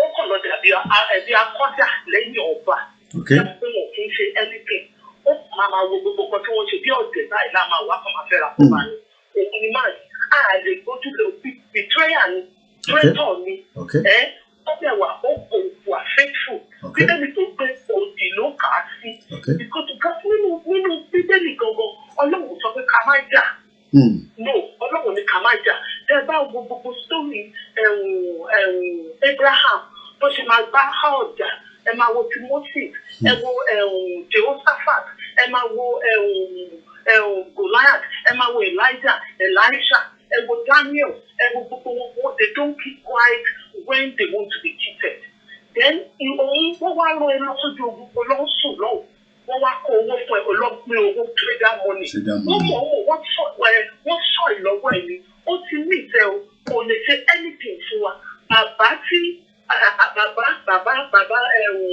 bàbá bá ń jí àdá fún wọn báyé yìí wọn ò ní fojú sunkún ọmọ lórúkọ Jésù lórí ìjà tí wọ́n ń jà yìí ẹ̀mí àwọn ọmọ wọn ò ní lọ sí ẹ̀mí máa wá dúró tí wọ́n á rò wọn lágbára wọn ní okun àti agbára àwọn la máa tẹ̀lé o ṣẹ́ni ní gbogbo ilẹ̀ Yorùbá ẹ̀ kò sí èèyàn kankan ṣẹ́ni torí Ọ̀ṣínbàjò yìí ẹ̀mọ̀ tóun ni irú iyo Adébóyè yẹn òun ni wọ́n ń wò gbogbo rìdí pátápátá máa ní wọ́n máa fẹ́ sọ̀pọ̀ even though wọ́n mọ̀ pé nǹkan tó ń ṣe kò dáa ṣùgbọ́n nítorí pé tí ògbógbò òdìdé kò jà ìjà yìí fún wa òun náà máa wò nítorí pé Oyèdépò náà òdìdé kò jà nǹkan tó Oyèdépò náà tó bá sọ òun náà máa wò nítorí bàbá Kúmúyì òdìdé kò jà nǹkan tí bàbá Kúmúyì bá ń sọ ní máa wò nítorí gbogbo àwọn churches yẹn pátápátá gbogbo wọn Yorùbá ló pọ̀ jù nínú wọn ṣùgbọ́n wọn ò ní jẹ́ torí pé àwọn ò lébi ogun gbogbo àwọn yẹn náà wọn máa wò báwọn lè sọ̀rọ̀ so ẹni yìí bí a ṣe máa já wọn yẹn gbà lẹ́yìn àwọn èèyàn ní máa kí yín wọ́n ní thanks caller God bless you ma you said the truth good analyst from this caller. ẹ ṣe gan sa ẹ wò torí pé mo wà lẹ́nu iṣẹ́ ni mo ní láti sọ̀rọ̀ gan èmi ń bọ̀ ní on the first o wọ́n sọ pé àwọn mẹ́fà. gbogbo yẹn àníṣe àwa máa wà ní Trafalgar Square òyìnbó ò ní péjọ yẹn òyìnbó lórí méjì àwọn tó jáde ní Saturday tó kọjá lọ a máa jáde ní October 1st is not a bank holiday wọn ní kí wọn kọ́ máa jáde àfikọ́ ya tìlú ìkọ́ ti gbogbo ìlú ìpa níjọ́ yẹn àfikọ́ ya lẹ́yìn yẹn àwọn yẹn máa jáde sí gbogbo ìtọ́ ń sọ yẹn tí wọ́n lọ sọ a máa jáde lágbára Ọlọ́run. Ó ti kó ọpọlọ gbogbo àwọn èèyàn lọ bá ṣe ká jẹ́ àwọn èèyàn gbà. So we keep on saying Oòduà nation. Everywhere anywhere we Oòduà nation. Ká broadcast ẹ̀ káàkiri. Àṣẹrúmọ́. Ó ti tó. Enough is enough. Ìyá yìí tó. Ìyá yìí tó Jésù kò bá wa lára mu. Ìpànìyàn yìí tó. Àjẹsílẹ̀ yìí ti tó. Ó ti pọ̀ jù. Ebi ti tó. Ẹ̀kọ́ ti tó. Òṣì ti tó. Ẹ̀wọ̀n kan fún gbogbo Nàìjíríà jù. Lè tẹ̀lé wọn. Nigeria is a war zone. War zone in Nigeria. War zone. Kò sí lára ẹ̀ rárá. We can't consider him. No, he can't be considered. I'm also a Christian, but this man cannot be considered. No. So bàbá wa ní kò là ń wò sí àwọn nìkan tó lè níṣì rí sí o àwọn nìkan mo ṣì rí ẹ̀dẹ̀ bá mi dúpẹ́ lọ́wọ́ Sunday Igboho ẹ bá wa dúpẹ́ lọ́wọ́ wọn gan pé wọ́n ṣe o adúpẹ́ o wọ́n ti ẹ̀fún wa tí wọ́n ti kẹ́kọ̀ọ́ ti wá là wọ́n kọ́ síwájú ẹ bá a dúpẹ́ àtàwọn kọjọ lọ then I really appreciate your work your media. Thank you very much. Gbogbo ìgbà tẹ ẹ̀rọ àwọn èèyàn lọ sí Àkùfọ̀ bẹ́ẹ̀ ni àkùfọ̀. Ẹ ṣé gan ni. Thank you very much. Thank you. All right. Let's get another caller. I'm going to show you some few things from my brother Mayegun General in just about a few minutes. But we have another caller. A very good afternoon. Ẹ káàbọ̀ sórí ètò. Orúkọ yín bọ̀lẹ̀ tí ń pè wá. Sir. Engineer Adé, mo ti save number ẹ má bínú sí mi bàbá. Engineer, à ń wo àwọn professor méjèèjì. Engineer lẹ́yìn náà jẹ́ ẹ jẹ́ ń padà sórí screen yẹn kó tó wá sórí ọ̀dọ̀ Máyégún later. Ìkan ní mò ń gbọ́. Ẹjọ́ torí Ọlọ́run mo ti ka nǹkan tí méjèèjì sọ. Ẹjọ́ torí Ọlọ́run mo fẹ́ kọ́kọ́ suggest kankan. Bẹ́ẹ̀ni. Picture Professor Banji Akintoye. Ẹjọ́ kó máa wà lẹ́yìn yín káwọn èèyàn máa rí dáadáa. Ó dáa ẹ jẹ́ picture yẹn jẹ́ kó máa rí káwọn èèyàn máa rí dáadáa. A ní lọ́wọ́ ẹ̀yẹn máa ṣe ẹ máa òun nìyẹn àmì. Ẹjọ́ torí Ọlọ́run ẹ̀yẹ kó máa rí because mo fẹ́ náà báwọn kọ̀ọ̀kan ò mọ̀. Ó dáa. So torí pé ṣe mọ̀ kọ́ kúrò Nàìjíríà wọn lọ sí Amẹ́ríkà wọn lè wà bẹ́ẹ̀ for long time. Wọ́n wá padà wá ní ẹ̀yẹ ká máa publicize wọn. À ń sọ fún gbogbo àwọn dára talk show náà. Okay. Wọ́n máa ṣó bàbá yẹn dáadáa. Let's dey publicize bàbá yẹn káwọn pé bàbá gidi ta nílẹ̀ Yorùbá nìyẹn. Torí gbogbo àwọn bàbá tó kù wọ́n ti gbàbọ̀dé. Wọ́n ti gbàbọ̀dé fún wa. Wàhálà wà o. Ẹ wo Professor ifo bàbá tí mo believe pé ó wà òkè Bísí Àkàndé. Ọ̀rọ̀ yẹn lágbára nígbà tẹ́mi. Àwọn kan ní bí àkànṣe bàbá ló kọ́ mo ní ó ní bàbá tí ó pé ó mọ̀ pé Awólọ́wọ̀ nígbà tí a fẹ́ gba independent Awólọ́wọ̀ ló fi kọ́kọ́ gbọ́dọ̀ fi klọ́ọ̀sì síbẹ̀ pé in case bàbá fẹ́ kúrò Nàìjíríà everybody lè disintegrate Zinki ni ò gbà. Bàbá wa ń sọ pé àti bàbá Tọ́pẹ́ èmi ní bàbá Tọ́pẹ́ ó wá ń sọ pé Awólọ́wọ̀ tó bá wà láyé kò ní fẹ́ ta fún kí ni àdífẹ́ ta fún nǹkan tó ń lọ yìí. Kí ló wà Nàìjíríà fún wa? Ẹ jẹ́ kí n sọ sórí kékeré kan fún yín tó ṣẹlẹ̀ ní ibi tí mo wà bẹ́ẹ̀ Coventry. Mo lọ sí store kan jọ kan. Àwọn ọmọ Somalia kan wá wà bẹ́ẹ̀ wọ́n wá bá mi sọ̀rọ̀ sá. We are from West Country ní Nàìjíríà. Wọ́n wá ní ẹtí kan tó ń sọ tó yà mí lẹ́nu jù. Wọ́n pè kéde wá sọ fún pé àwọn ilé ìkọ́ni orí Nàìjíríà pé àwọn Fúlàní ní orí Nàìjíríà àwọn ló ń rú Nàìjíríà. Ẹ̀yin náà tún gbọ́rọ̀ ọ̀rọ̀ bẹ́ẹ̀ ní Coventry. Èèyàn kan máa pè ẹ̀mí sùúrù alàgbà engineer àbí ẹjọ́ bára yín sọ̀rọ̀. Somebody called yesterday from Dubai and said exactly what you're about to say now. Life ló sọ pé directly wípé ìkejì ẹ sọ fún àwọn méjì náà jọ dúró ìkan fi wípé mo ti wá mo ní kíní ni mo ti wá Nàìjíríà ìkejì ẹ wá ń sọ fún pé àwọn tó ń rú àwọn ilé kan wà bẹ́ẹ̀ ni àwọn ẹgbẹ́ ogun ní Nàìjíríà nígbà tó ń pẹ́ rú làwa. Now wọ́n á níta ló sọ bẹ́ẹ̀ fún ó ní ẹnìkan ni mo ní kó wọnú mọ́tò mi mo wà lọ síbẹ̀ wọ́n á lọ bá mo ní gbọ́ you told them that we are not the real Nigeria ó ní no ó wà dákẹ́ ó ní but that's what you always tell us in school. Ó ní no you are not the real Nigeria you are not Nigeria we are the owners of Nigeria ó wà dákẹ́ kò lè sọ̀rọ̀. Ṣé rí nǹkan tó ti fi sí wọn lọ́kàn nìyẹn. Nǹkan tó ti fi sí wọn lọ́kàn náà ń sọ yẹn intention àwọn pípọ̀ yìí nìyẹn láti sọ wá dé ilé bàbá wa. We're already in a big mess. Tẹ bá wo right of Congo tó kà lánàá lórí internet àwọn Fúlàní organization wọ́n sọ pé Buhari ò tí ì ṣe kankan fáwọn. wọ́n ní gbogbo nǹkan tó ń ṣe yìí kò tẹ̀ tí ì ṣe tó fáwọn àwọn ti expect ẹ̀ pé kó fi executive decision kó ti fi gbalẹ̀ fáwọn. wọ́n ló ń fáwọn lówó billions tó wà ní gbogbo owó Nàìjíríà billions ló kó fáwọn Fúlàní yẹn o. wọ́n lówó tó ń fáwọn kọ́ làwọn fẹ́ ó yẹ kó ti fi executive decision kó ti fi gbalẹ̀ wa nǹkan tó dẹ̀ ń bá bọ̀ nìyẹn ni owó tàbí tó ti fi ọ̀yẹ́. ẹ̀wọ̀n olúwa ń tíbi tí àwọn Nàìjíríà ti pọ̀ táwọn Yorùbá ti ń sọ pé nídìí láti sórí àwọn èèyàn ti ẹ̀ dàrú yìí.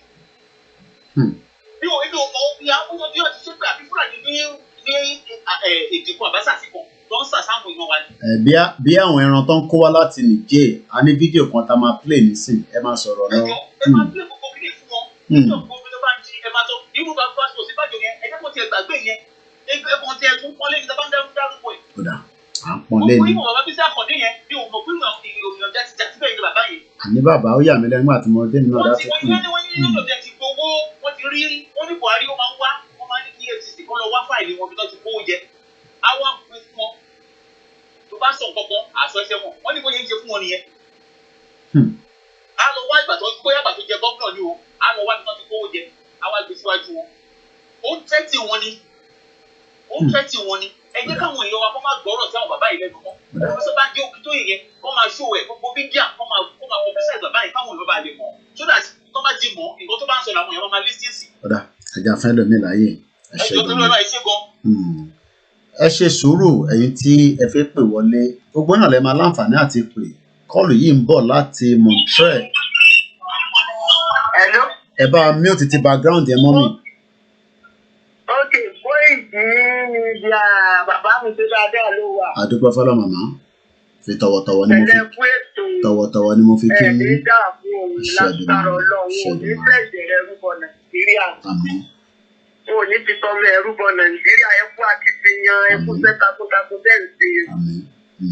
Ọlọ́run ní dààmú yín o. àmín Allah. Ọlọ́run gbà wá kúrò lóko ẹrú yìí o. ó lágbára. bàbá Banjo Akíntóyè Ọlọ́run bá wa lọ́rẹ̀ ẹ̀mí wọn o. bí wọ́n ti wò ó dàgbà tó Ọlọ́run jẹ́ wọn ó jèrè ìlú yìí tó bá jiná tán wọ́n jèrè ẹ̀. Ọlọ́run ò ní jẹ́rí ẹ̀mí wọn. lágbára Ọlọ́run ò ní fà àwọn ọmọ wa tulẹ̀ Nàìjíríà ìṣàlá ilé oṣù àwọn ò ní fà àwọn ọmọ wa tulẹ̀ lágbára Ọlọ́run. ẹ̀yin tẹ̀ ń ṣiṣẹ́ takuntakun náà Ọlọ́run ò ní gbẹ̀mí yín. tó bá jiná tán gbogbo wa là á jọ jẹ́ lágbára Ọlọ́run torí gbogbo wa lẹ́ ń ṣiṣẹ́ fún. gbogbo wa lẹ́ ń ṣiṣẹ́ fún o. gbogbo wa lájú máa jọ jẹ́ lágbára Ọlọ́run. ní ṣubú dànù. Ọlọ́run bá wa lọ́rẹ̀ mi bàbá yẹn báyọ̀ làwa tẹ̀lé o. ó ní nǹkan tó ṣẹlẹ̀. ẹgbẹ́ra lẹ̀. lásìkò tí bàbá kọ̀ sílẹ̀ yẹn nígbà tó kọ́kọ́ ṣe tó kọ́kọ́ rúdù wa alákọ̀ọ́kọ́ ṣẹ̀mọ̀ ìpè ní ọmọ Ìlọrin ló ṣe gbákejì ẹ̀. tó ti yẹ yín. àgbọ̀yé. ọmọ Ìlọrin tó ṣe Buhari àti ti lórúkọ ẹ̀ kó tiẹ̀ ti gbàgbé orúkọ ọmọ Ìlọrin tó ṣe gbákejì ẹ̀ yẹn. òyìn tó ṣe gbákejì ẹ̀ yẹn nígbà tó rí wípé ní Lawan tó rí wípé ìyẹn ò gba gbogbo rédèrèdè tó ń ṣe gbàtí yẹn wá lọ sí mẹ́ta dídé tí yẹn dé báyìí fún ọba tó ẹ̀ ni. ìdí àgbọn Túndé ìdí àgbọn. ìdí àgbọn wọ́n ní àwọn ẹlọ lóye ìdí àgbọn dẹ̀ ní adídí ìdí àgbọn ò sáyìn fún kúrò ní ti ṣe ológun. tó ti ìdí àgbọn kò sáyìn fún kúrò ní ti ṣe ológun. títí tó fi kú ìdí àgbọn sọ yí pé ní tí ẹ bá fẹ́ gbádùn Nàìjíríà àtòun àti gbogbo àwọn tí wọ́n tó lórí àbùkù wọn pàdé la lè gbádùn Nàìjíríà.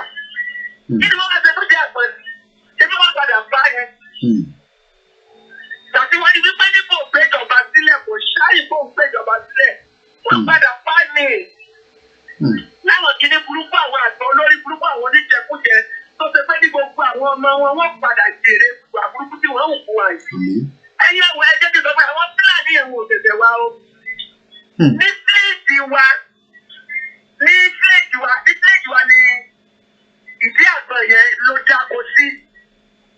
ṣòtìyẹ fíìsì wa yẹn wọ́n ń pè ní ọ̀nà mọ́lápá ní fíìsì yẹn wà. àwọn Fúlàní yìí wọ́n wá lọ fi ẹran jẹ oko ìdí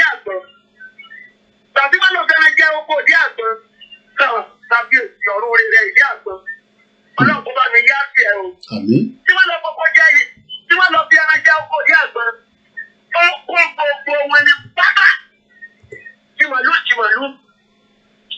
ó kó gbogbo wọn ní pátá ó wá kó wọn lọ láti ìmọ̀lé tó bá wá jí láàárọ̀ láti ìmọ̀lé yẹn ẹran màálù ni wọ́n wá pa fún wọn ni wọ́n ní kí wọ́n máa jẹ ẹran bá sí wọ́n wà ní kí wọ́n máa jẹ màálù yẹn bí ó fi ṣe tó ṣe pé ní ẹran nìkan ni ẹ máa jẹ ẹ ní jẹ nǹkan òkèlè ẹ ní jẹ nǹkan tí wọ́n bá gbèsè okùn papọ̀ mẹ́ran tí ẹ fẹ́ máa jẹ. so ẹran ni wọ́n pa fún wọn jẹ ní àtìmọ́lé yẹn ẹran ni pa fún gbogbo wọn fún wọn lóyún jẹ ó ṣe ṣége fún wọn látọdún náà wọn débi kókó ẹ mọ́ látọdún náà wọn débi kókó ẹ mọ́ àyè tó lè gbà wọn lọ́wọ́ ìdígbà tó ṣe pé gbogbo àwọn olórí ibú bàbá gọ́ọ̀tìmẹ̀ ní rúdù wa ní kíní olórí burúkú wọ́n sọ pọ́kọ̀ ògọ̀ sọ́kọ̀ nìyẹn kò gan ọmọ nǹkan tó ń ṣe àbí kò mọ nǹkan tó ń ṣe wọ́n pè ní bàbá gọ́ọ̀tìmẹ̀ ẹ mọ́rú ẹwọ pílẹ̀nì tó lọ ṣe tó lọ jáde ìdè mélòó ni wọ́n ṣe sí nàìjíríà mélòó ni wọ́n ṣe sí ìdè òdùbà lọ́dọ̀ wa wọ́n ṣe títì láti bí ọdún mẹ́ẹ̀ẹ́dógún títì ò parí títì express wọ́n rí ṣe àwọn bàbá olórí burúkú kan tí ò ní dáa fún wọn wọ́n wá sọ pé ní nọ́mbà ẹyọ kan náà ní wá ní nàìjíríà ẹni tó máa lọ sí Kánò tó máa pọ̀ nù wọn gbàgbà kọ̀ọ̀kan máa padà lọ sílé bàbá àwọn olórí burúkú àwọn olùdáwárí jẹ nínú ìbàjẹ́ tó ti pé ní ọlọ́wọ́ bá fi wọn jẹ́ káyà ayé mi.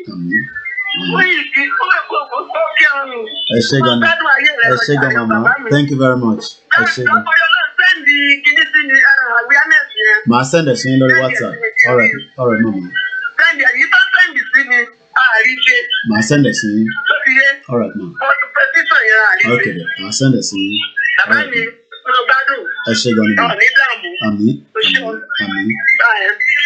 Mo kí gbogbo àwọn tí wọ́n ti darapọ̀ mọ́ wa ẹ ṣe sùúrù àyè wà tẹ́ máa pè wọlé mo rí pé àwọn màmá wa ni wọ́n ń pè léraléra àmọ́ ẹ jẹ́ ká sáré return àwọn few callers tí a ti gbà tí ó ti pè mo fi tọ̀wọ̀tọ̀wọ̀ kí ẹni tèmi gbogbo yín náà ní ẹni tèmi mo kí yín ní Canada mo kí wọn ní Canada ní fi tọ̀wọ̀tọ̀wọ̀ ni mo fi kí yín let's go straight we make it quicker so that because I got few more videos.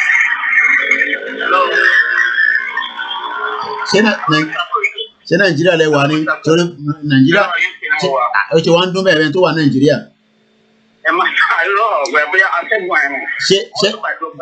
ṣé ẹ níná níbi tẹ́ ti ń gbé ní UK yìí ṣé oúnjẹ wà ṣé gbogbo ẹ wà ṣé kankan gbogbo ẹ ń ṣiṣẹ́. ẹ ṣúọ àwọn ọmọ ń kọ́ ṣé wọ́n ń tọ́jú àwọn ọmọ ṣé wọ́n ń tọ́jú arúgbó wọ́n ń tọ́jú ẹ tó rí jẹ ọ̀dà ẹ ti pass ni ó yẹ ẹgbóhùn sókè ẹ bá ṣe kíákíá. Mr. Krinky, ọlọ́wọ́ gbogbo àdúrà ti jẹ́ ti tiẹ̀ náà. Bàbá ní ká máa ṣàdúrà ti ṣe rẹ̀ ẹni bá ṣe dáadáa náà ló máa jèrè ẹ̀. Gbogbo àwọn tó bá wá ní kí Nàìjíríà Odùduwà fi wọ́n. Ẹ̀yin wọn la máa ti gba Odùduwà nation.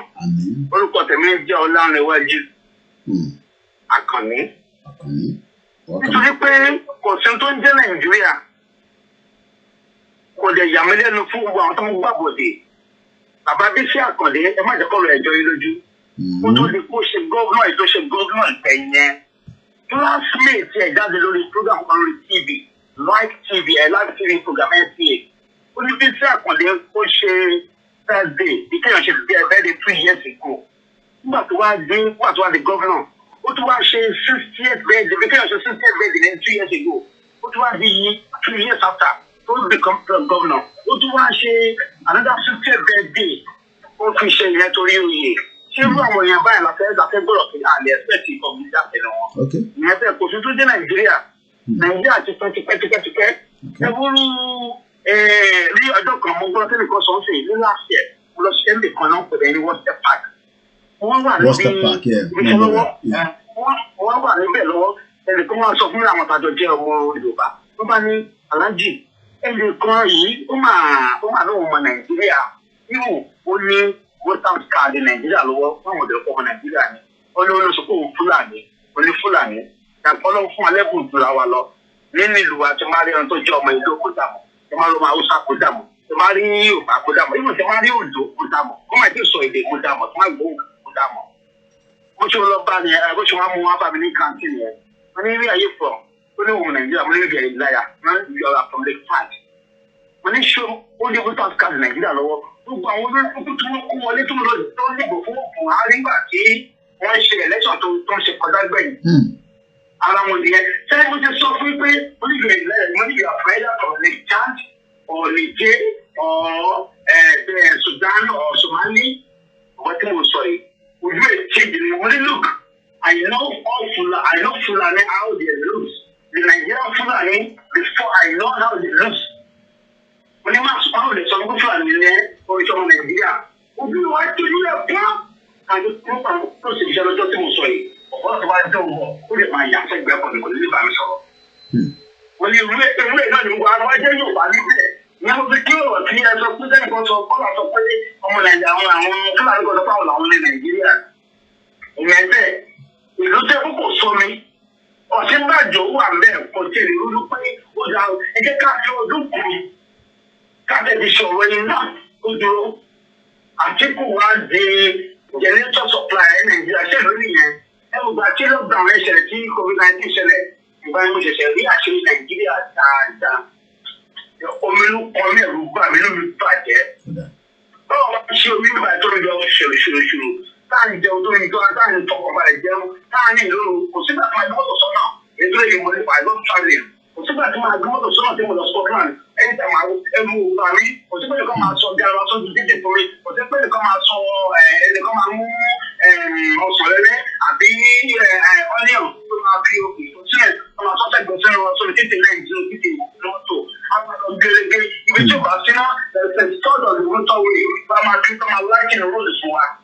kò sí iná kò sí anything kò sí security àwọn ọlọ́pàá Nàìjíríà jẹ́ àwọn olórúkọ pẹ̀lú àwọn oníṣàgbà àwọn criminals tí wọ́n ń pẹ̀lú àwọn oníṣàgbà tó ń pa àwọn Nàìjíríà nígbà tí COVID-19 ṣẹlẹ̀ mo rí Haúsá kan ayọ̀ bídùn ni màá pè ọmọ náà lè jọ ọmọ bíi 18 years lọ ó ti bí wọn wọ́n wá fún obìnrin ní 40,000 naira tó ń bá náírà cash wọ́n wá fún ọmọ owó ẹ̀ tó gbé ní wọ́n fún ní 20,000 wọ́n ní kó máa gbọ́ I saw the image as well.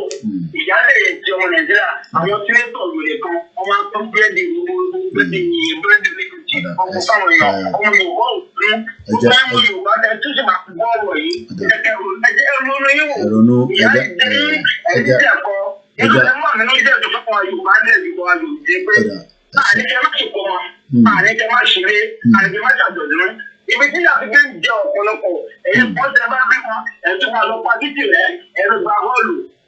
ihun tí mi mọ̀ ní pé ọmọ tẹ́ ẹ̀ ṣe kò mọ̀ yẹn tó ti sọ fún ìpolówó rẹ ló máa jẹ́ ni bẹ́ẹ̀ dùnú. oníyẹ̀kẹ́ dúró nígbà tó wọ́n bá yíyàn tó bá yọjú tó ń bá ṣe dáadáa lórí àwọn kò ìkí àti àtọ̀rọ̀ dáadáa tó ń gbé dáadáa ní. kẹ́tù lè máa ṣàjọ̀dún Nàìjíríà jìyà àwọn Fúlàní ń wọlé Haúsá àti tó tún bá ọ̀pọ̀lọpọ̀ tó wà lórí jẹ́jẹ́ fún Nàìjíríà. ẹja fẹlẹmínà láàyè ẹ ṣé gan ni bàbá wa thank you very much.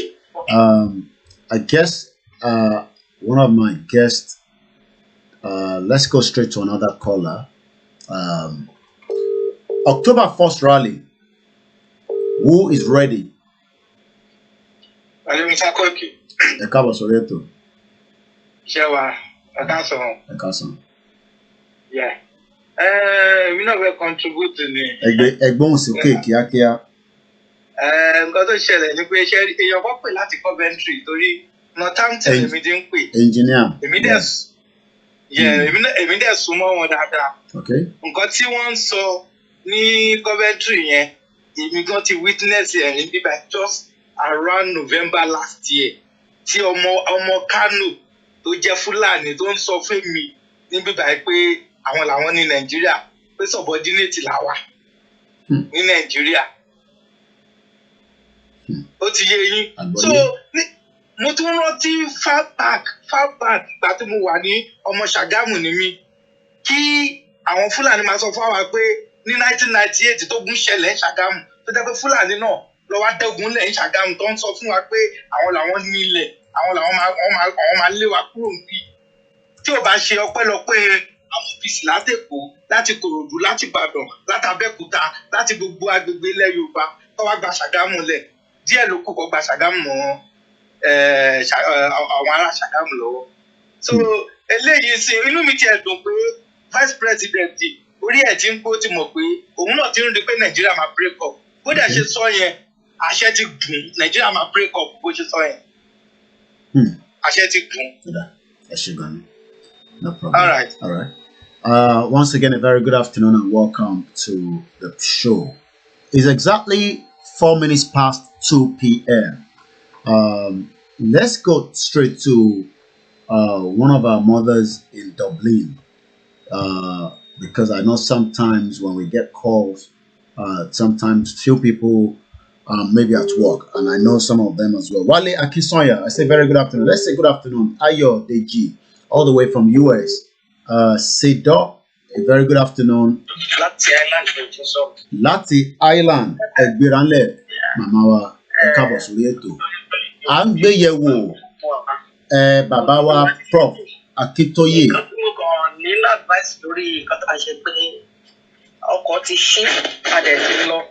Okay. Àwọn bàbá yẹn anybody tó bá ti jowó ìjọba tí Buhari ń ṣí àkáǹtì ẹ̀ wò ẹ jẹ́ kó lọ fèsì consequence àwọn bàbá kò lè fà wá lọ sẹ́yìn mọ́.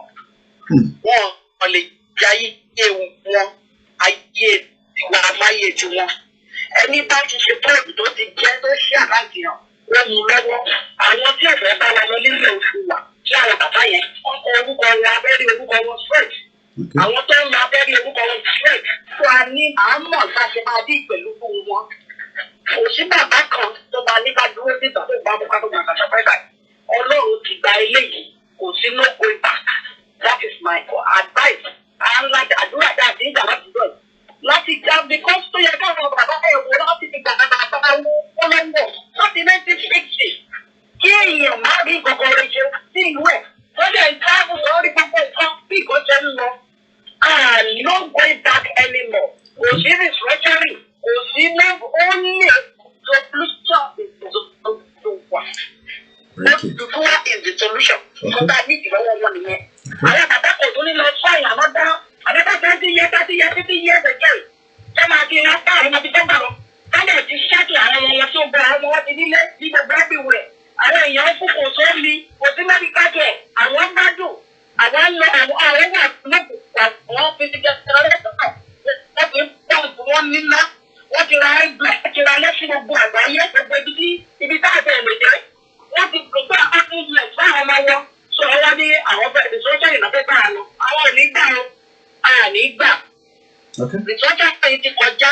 Wọ́n ti pass for many years, wọ́n ti ń dá iná for that. Wọ́n respond for it. It's not the time for that restructuring.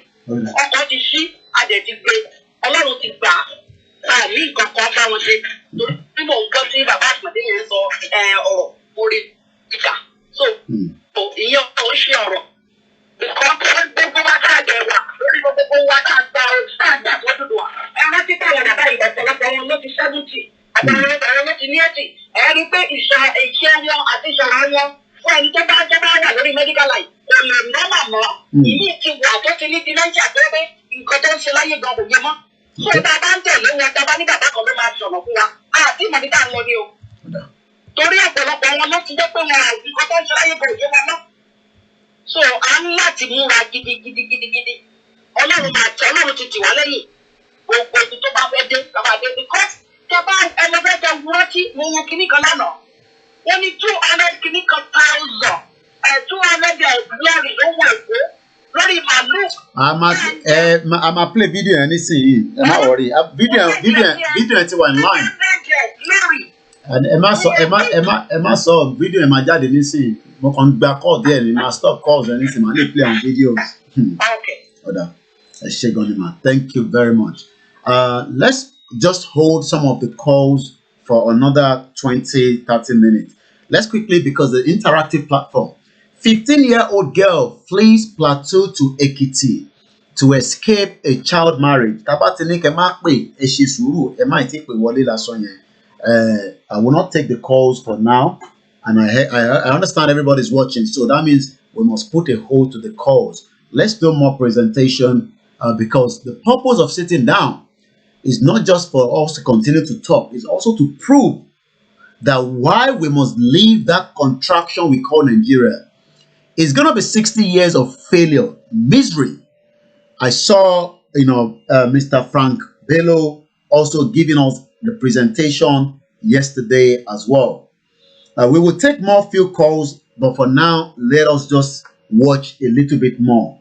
And sometimes some people do not hear that when we say do not call, but we will not take those calls. I will leave the calls for now. 15-year-old girl flees Plateau State to Ekiti to escape child marriage. This is Nigeria of 2015 or 2020 rather. I say good afternoon to those of you that have joined us. Let's quickly appreciate everyone. Mofito Kimama Folashade, Emmanuel, Sonny Olu, Daramola Sheson, Mamawa Rosemary, Olusegun Kazim, Sunday Sonny, Wale Akinsoya, Kenny Azan, Olamilekan, Olu Johnson. And I say good afternoon to all our Biafra brothers and sisters. It's a Yoruba platform. Myself and Simon Ekwe will be on later on tonight. So make sure you tune in on Heritage Television at about, I think also Nnamdi Kanu will be on Heritage Television. We are not fighting the Biafra. They want the freedom just the same way we want freedom as well. And I understand that freedom is not something that you get on a platter of gold. We will do what we are doing now. And we hope when the Professor Yemi Osinbajo said there's a crack that Nigeria will break, that means what we are saying for a very long time, and the Biafra means that Nigeria will eventually break. Like I said, I'm aware that Nnamdi Kanu will be live later on Heritage Television. Likewise, myself and Simon Ekwe will be on later on tonight as the plan goes ahead. We will continue to do, those kind of engagements as well. October 1st rally, that is the main focus. But we sometimes move a little bit there and there. But our focus for the next 2 days until Thursday is the October 1st peaceful rally. I've been able to showcase that Nigeria that a lot of you love so much, because sometimes people that have money, when they go to Nigeria, they influence and they make those little bit of income to sleep and do whatever they want to do with the girls in Nigeria, and they do not understand that the future that we are fighting for, if we do not end Nigeria now, it will eventually become a big headache for us. So, Mofito Watawaki, Bubu, Amon, Christians, Muslims, the Imams, the Alhaji, the Alhaja that are watching not just this platform, you are all over the place trying to get what is happening. Lagos rally will hold in Ojota as well. Ogun State rally will hold. Kwara will hold. Kogi will hold. Oyo State will hold. Ekiti State will hold. Osun State, Ondo State. If I receive a message, someone says, if they can be having their own political rally and all those things, why then are we going to be told that we cannot have a peaceful rally? And the message goes like this. The message goes like this as well, which I'm going to read out in a minute. The rally we hold, it will be peaceful. Àti ṣàlàyé fún gbogbo àwọn tó ń jáde, má fi October 1st rally as a means for you to become a nuisance, because your picture will get to us. All the pictures and the images on that day, as it's happening live, will be on this desk on the day of the rally in Nigeria. So if the federal government thinks they can intimidate the people with the DSS, and I just showed you a news that just flashed onto the wire. When we say the wire, That means as I'm sitting here, a lot of news comes onto the desk. But before I go there, I want us to understand that there's an information that Sade Tinubu, one of Tinubu's, whatever they call themselves, I'm sure, for the last 10 years, and I say 10 years, where she's living on Sunday at Digun Street behind the Secretariat, she has never paid a dime for electricity. Sade Tinubu. 10 years. The electricity tí Sade Tinubu ń lò is, the wire is coming directly from the Secretariat, the governor's house rather. I am talking about Sade Tinubu. Wọ́n fa òpó náà láti ilé governor títí dé ilé Sade Tinubu for the last 10 years. And she lives on number 9 Sunday at Digun Street. That is one Nigeria. Our lawyers should be ready to bail people in case if Nigerian government deploy their dogs. It will be messy. I won't say more than that. It might not literally be on that day. But if the government goes with hardliner on a peaceful rally, we will make sure that the government, from the governor to the senator, are all petitioned outside the country. Because if they can do their own peaceful rally and whatever they do, they must allow us to go ahead with our peaceful rally as well. Like I said, Sade Tinubu, fún 10 years, enough alone low, ó san 1 naira. Wọ́n wá connect iná yẹn láti governor's house directly lọ sínú ilé ẹ̀. Even at some point, there was a breakage during one of the weather in Lagos. And your father came quickly to rectify it. Every Monday, Sade Tinubu house received nothing less than 100. Let me get that right. Every Monday you get delivery of diesel and petrol. What is it purpose for? What is the purpose of that delivery? What is the purpose of the delivery of the diesel and petrol? Tumba.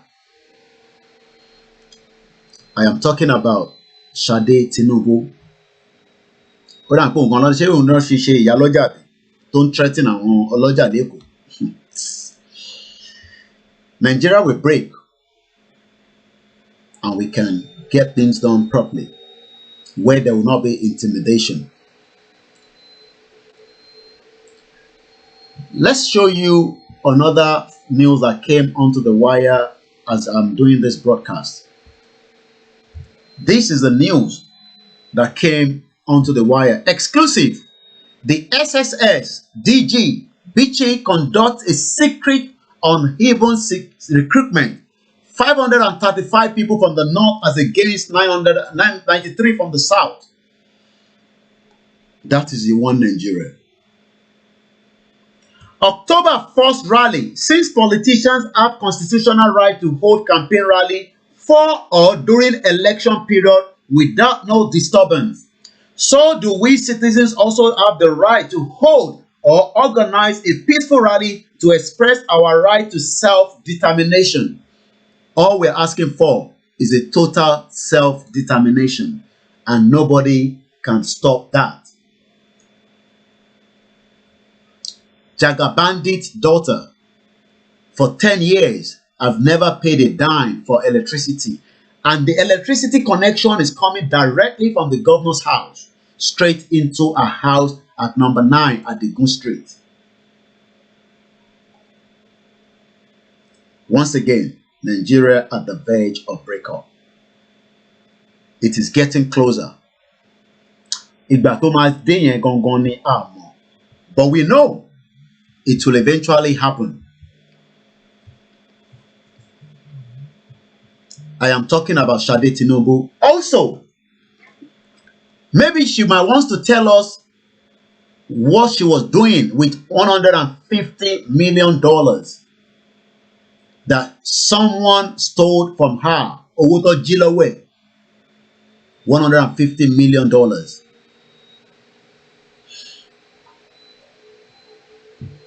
$150 million was stolen from her. I'm talking about Sade Tinubu. For 10 years, you have been using governor's house electricity directly from the governor's house straight into your own house at number 9 at the Gun Street. Let's continue with the broadcast. Since calls are not allowing us to do, we will just do justice. Egberan left under 1 minute. Orúkọ yín bọ̀lẹ̀ tí ń pè wá. Hello. Orúkọ yín bọ̀lẹ̀ tí ń pè. Ẹ ti wọlé already. Ẹ má tún ní ẹ̀lú ẹ ti wọlé. Orúkọ mi Kẹ́hìndé Olúṣọ̀yà. Láti bọ̀lẹ̀ tí ń pè wá. Orúkọ mi Kẹ́hìndé Olúṣọ̀yà. Láti bọ̀lẹ̀ tí ń pè. Láti Nàìjíríà ló ti ń pè. Ó dà ẹgbọ́n sókè. Ẹ ṣe bàbá mi. Ṣé rí kíní kan ni mo kọ mọ̀ ń bẹ̀ kọ́lọ́n kó jọ kó ṣàánú fún wa. Ṣé rí láti ọdún tèmi ti gbọ́jú délé ayé tí mo ti mọ̀ pé Nàìjíríà la wà. Èmi ò rí àǹfààní ẹ̀kan táwọn bàbá yẹn ṣe o. Olórí burúkú dẹ̀ ni wọ́n kò lè dá fún wọn. Ìran wọn ni wọ́n máa mú lẹ́gbẹ̀gbẹ̀ yín. Ní pé ẹ̀yin náà wò sí ní Nàìjíríà yìí àwọn wọ́n ti cause so many things wọ́n ti bọ̀ ọ̀pọ̀lọpọ̀ lẹ́jẹ́. Ọ̀pọ̀lọpọ̀ ẹlòmíràn yìí ó bá jẹ́jẹ́ láàrọ̀ kò lè wọ́ lálẹ́ because kò sí mọ́tò kò sọ́nà. Ọ̀pọ̀lọpọ̀ wọ́n ti gẹ́lẹ́ mi lọ. Nígbà tó náà bá dá nìyẹn á rìn lásìkò ládélé lásìkò. Láti oṣù nígbà yẹn ẹ lè fi 5 hours wà ńbẹ̀ 6 hours wà lójọ́ náà tẹ́lẹ̀ délé. Because kò sọ́nà àgbàmẹ́sìn ìyẹn bẹ̀ tù gbogbo ọ̀nà tó yẹ ká gbàgbàgbà kò sí mi ò mọ̀ kan tí èèyàn ẹ̀jọ́ ẹ̀kan nínú ìjọba Nàìjíríà. Ṣé pé ọ̀nà ọ̀dà lẹ̀ ń sọ àbí ẹ kàn ń try láti portray bó ṣe ń dùn yín lọ́kàn ni? Kí la yí sà? Mo ní àbẹ kan ṣe é pé torí pé ó ń dùn yín lọ́kàn ẹ ṣọ́ pé ọ̀nà yẹn ò dáa. Ọ̀nà yẹn ò dáa my brother. Okay. Tẹ́lẹ̀ bá pè láti Nàìjíríà ẹbí ọ̀nà yẹn ò dáa. Ọ̀nà yẹn ò dáa rárá àti rárá. Mo fi Ọlọ́run tó dá mi ṣẹlẹ̀ ní ọ̀nà yẹn ò dáa rárá àti rárá. Kò sí nǹkan tá a ẹjọ́ yìí, kò sí iná, kò sọ́nà, kò sómi. Nígbà kan tá a bá rìn lálẹ́ ńgbà kan ẹrù kì í bà wá. Àmọ́ sí yìí ó lè rìn lágọ́ méje mọ́ wàá máa wẹ̀yìn ní kó má gbé lọ. Wàá máa wẹ̀yìn kó má gbé lọ ní. Wàá máa wẹ̀yìn kàkà ẹ̀fẹ̀ kó má gbé lọ. Nísìn nígbà kan èmi ò tí ì gbọ́ mi ò gbọ́ pé wọ́n lápò ènìyàn nígbà kan. Àmọ́ sí yìí everybody ló fẹ́ wà ní everybody ló fẹ́ live. Àwọn ló cause so many things. Nísìn sà ẹni jáde university ṣé ẹ gbọ́ sà? Àgbọ́yé. Ẹni jáde university kò sọ ó jáde kò ríṣẹ́. Irú ẹni bẹ́ẹ̀ sà ṣé ẹ fẹ́ ní kó lọ túnṣe kọ́ ni? Hello? Àwọn àpọ̀lú yìí mò ń gbọ́ yín. Ṣé ẹgbẹ́ kẹ́ni yẹn ajá fẹ́ ní kó lọ kọ́ṣẹ́ ni? Ní àtọ̀ tó ti lo àgàmúyẹ ọdún ní ara rẹ̀ níléèwé ó ti lọ sáàpù. Káfẹ́ ní kó lọ kọ́ṣẹ́ ni? Àwọn ọmọ fẹ́ wá alternative. Àwọn bàbá yẹn gẹ́gẹ́gẹ́gẹ́ àwọn bàbá yẹn gẹ́gẹ́gẹ́gẹ́ àwọn olórí burúkú. Àwọn ní àgbáyéjà. Máa kọ́ sọ̀rọ̀ lẹ́ẹ̀kan nípa àmì ìṣọ́nẹ́kàn. Ìṣọ́nẹ́kàn yẹn wọ́n máa lé Abẹ́òkúta ni. Tí màá sọ máa lé Abẹ́òkúta tó yẹ kí wọ́n kun lówó kọ́ Abíọ́lá. Ṣé ọkọ̀ fún lówó lọ Abíọ́lá? Wọ́n á gbé àwọn gan nísìnyí máa ṣe ń jẹjà òmìnira sí pé àfẹ́dádó. Àwọn àgbàyà kan náà ẹgbẹ́ olórí burúkú náà ọmọ wòlẹ̀ ní ṣe sóríire ìran wọn ẹrú ló máa ṣe gbẹ̀ngẹ́ yìí. Torí àsìkò ẹ bá wa mute background ẹ gbóhùn sókè láti Montreal, Canada ẹ ti wọlé ẹ mute. Tẹ́lẹ̀ ni mo wà Ottawa ni mo. Okay, Ottawa ẹ bá wa mute tẹ̀yìn yẹn pátápátá ó dá gbóhùn sókè. So nǹkan tí mo fẹ́ sọ ni pé báwo ló ṣèlú mọ́. Ẹ̀rín èèyàn ni wọ́n ń jẹ ńlá. èèyàn ni wọ́n ń ṣèjẹ èèyàn ò jọ wọ́n lójúmọ́. Àwọn èèyàn ni wọ́n ń ṣèjẹ gbogbo àwọn ẹni tí wọ́n ń sọ lókè tí wọ́n ti bọ́ pẹ̀ èèyàn tó ń ṣèjẹ. Èèyàn ò jọ wọ́n lójúmọ́ àfọlọ́sẹ̀lú mọ́. Àfọlọ́sẹ̀lú yìí tí wọ́n jẹ wá tó. Èyí tí wọ́n jẹ wá sara tó àfọlọ́sẹ̀lú mọ́. Èyí tó jẹ wá sara tó àfọlọ́sẹ̀lú mọ́ o. Kí wọ́n yẹ jẹ wá kọ̀ọ̀kan. Tí wọ́n bá wo èèyàn tí wọ́n lọ ní tí wọ́n ti mẹni tó wọ́n ti wà lẹni tó lọ́ra jù. Wọ́n ti lẹni tó dùn. Àwọn èèyàn ni wọ́n ń jẹ sara àfọlọ́sẹ̀lú mọ́. Kí wọ́n má jẹ wá sara mọ́ o. Wọ́n má jẹ wá sara mọ́ àfọlọ́sẹ̀lú mọ́ àwọn èèyàn ló ń jẹ sara. Èèyàn ló ń jẹ́ sanra ẹ ṣé gan màmá wa. Hello ẹni tó wà lórí fọ́nrán. Kò sí ọ̀gá. Kò sí ọ̀gá. Ẹ fi kọ́ọ̀lì yẹn ṣe sùúrù díẹ̀. I was looking at my eguns. Okay, let's go to France quickly as well. Ẹgbẹ́ òun sókè. Hello. Ẹ ti wọlé ẹ bá gbóhùn sókè mà. Kò sẹ́ o. Àwa ni ẹ mà. Agbára Ọlọ́run àbọ̀ Ọlọ́run ó mọ dájú lórí yín o. Àmín. Èyí tí ẹgbẹ́ wa ní ọ̀nà yìí. Àfẹ́ni tí ọba jẹ́ pé ìyá ó kúndùn ìyá. Ìní ó sọ wípé pòfẹ́sọ̀ kejì tó wà l'Ábùjá lòun fẹ́ tẹ̀lé. Ojú wa ti là àti rìnà. Tẹ́ bá tún rí lẹ́tà tí wọ́n ní àwọn Fúlàní kọ sí àwọn Yorùbá. Wọ́n ní gbogbo ohun táwọn fẹ́ kí Buhari ó ṣe wọ́n ní pé àwọn sọ pé kó stọ́ọ̀pù Àmọ̀tẹ́kùn oríṣiríṣi orúkọ tán tún bẹ̀rẹ̀ sí ní pé Yorùbá. Wípé wọ́n sọ pé káwọn mọ́ rìn nílé àwọn làwọn nílẹ̀. Àwọn Haúsá sọ pé Haúsá kan sọ wípé àwọn they are born to rule. Àwọn they are born to have the land. Imagine. Wọ́n ní ṣùgbọ́n àwọn ọmọ ohun táwọn ó ṣe mo sì mọ̀ lágbára Ọlọ́run gbogbo ọmọ Yorùbá tí wọ́n bá lọ tó bá dìde láti gbàbọ̀dé tiwa pẹ̀lú ohun tá à ń ṣe yìí.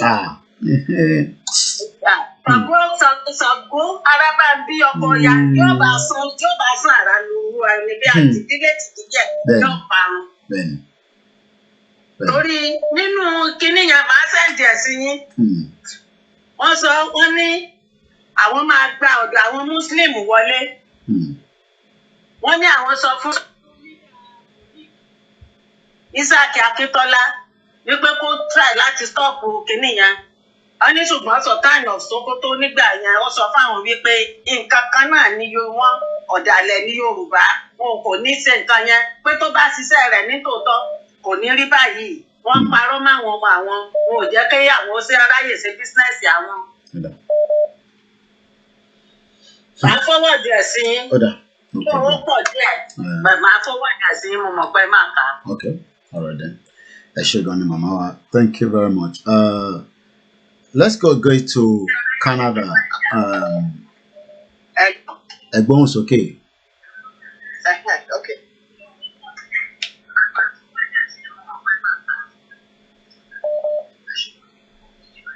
À ń gbóhùn yín. Ẹ bá mute ti background. Ẹ̀gbọ́n sókè mà. Àwa nìyẹn. Àwọn ti Canada. Ṣé tí ń gbáradì fún rally ẹ̀yin ti Canada. Àdúpẹ́ fọ́lọ́run. Àdúpẹ́ fọ́lọ́run. Number one, ẹ̀ka ìkọ̀kọ̀ lẹ́ẹ̀kan ìmọ̀bí tẹ́tí ká o ìmọ̀bí tẹ́tí rí ní ìsìnkú ìyẹn ti ọmọ Tinubu. Intel nìyẹn. Intel nìyẹn. Bí ìlú kan púpọ̀ láti sọ pé níbo làwọn youth wà. Ṣáwọn níná bẹ́ẹ̀ yẹn níbi wọn. Tí wọ́n lómi nílé wọn, tí wọ́n lajú lẹ̀, tí wọ́n wò bẹ́ẹ̀ yẹn tó ń ṣe ilé ayé wọn rádaràdà. Àwọn youth lè bí báyọ̀ bí oní Nàìjíríà o. Wọ́n ṣe ilé ayé wọn rádaràdà owó wọn wọ́n fi ṣèrànù. Àwọn dẹ̀ dákẹ́, àwọn wèrè kan dẹ̀ tún sọ wípé Nàìjíríà làwọn fẹ́. Wọ́n tún support Tinubu. Wọ́n prefer bẹ́ẹ̀ wọ́n Nàìjíríà. Òye mi o. Nàìjíríà ṣùgbọ́n Ọlọ́run á fún wa ṣe. Á dẹ̀ ṣe ṣe lágbára Ọlọ́run. Èkejì tí mo fẹ́ sọ ọ̀rọ̀ Ọ̀ṣínbàjò. bẹ́ẹ̀ni. Àwọn professor méjèèjì. Professor méjèèjì. Ìkan ní Nàìjíríà ní crack, ìkan sọ pé Yorùbá independent. Kí lẹ rí sọ sí? Ṣé èmi ò rò pa lọ́rọ̀ púpọ̀ láti sọ lórí professor méjì tá a nìyẹn. Lákọ̀ọ́kọ́, ṣé rí ẹni tó jẹ́ Professor Ọ̀ṣínbàjò? Bẹ́ẹ̀ni. Whatever tó bá ṣe kì í ṣẹjọ́ ẹgbàá bí mo ṣe sọ fún un. Tóró bá lé. Opposition ni bàbá ẹgbàá bí mo ṣe sọ fún yín. So whatever tó bá ṣe inú ẹ̀jẹ̀ ló wà. Ẹ jẹ́ ká tẹ̀síwájú. Professor Ọba ká máa bẹ̀rẹ̀ ká má tó bojú wẹ̀yìn. Ká bá bojú wẹ̀yìn. Ó máa lè díẹ̀ o. Ìwà mọ̀ bóyá gbogbo àwọn irú news tẹ̀lé ìkànnì ẹ̀kọ́ yẹn mi mọ̀ bóyá gbogbo news kejì ló kò ṣe tẹ̀kọ́ the other world wọ́n sọ nípa pé àwọn Fúlàní sọ pé ilẹ̀ bàbá àwọn ni àwọn máa gbà. Mi mọ̀ bóyá àwọn tó ń pera wọn ní elders àbí kílẹ̀ orúkọ wọn bí orúkọ wọn. Mi mọ̀ bóyá àwọn gbọ́ yẹn àbí wọn. Gbogbo ẹ̀ náà làwọn náà ń gbọ́, wọ́n ń gbọ́ gbogbo ẹ̀. Bóyá wà nìkan là ń gbọ́. Kò lè já wa nìkan. Yèbí ní bẹ́ẹ̀ ni. Ó sọ̀rọ̀ kan lẹ́ẹ̀kan, ó ní gbogbo àwọn àgbààgbà tá à ń sọ yẹn, ó ní wọ́n ti pé 80, wọ́n ti pé 70. Bẹ́ẹ̀ ni. Ìmíì ti ní dementia ní wọn. Bẹ́ẹ̀ ni. Sẹ́wọ̀n tó ní dementia la fẹ́ fetí sí.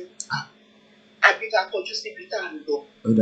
Àgbà ilẹ̀ Odùduwà tí wọ́n fẹ́ jà fún yìí. Àjà fún àwọn tó ti pé 70 tó ti pé 80 o.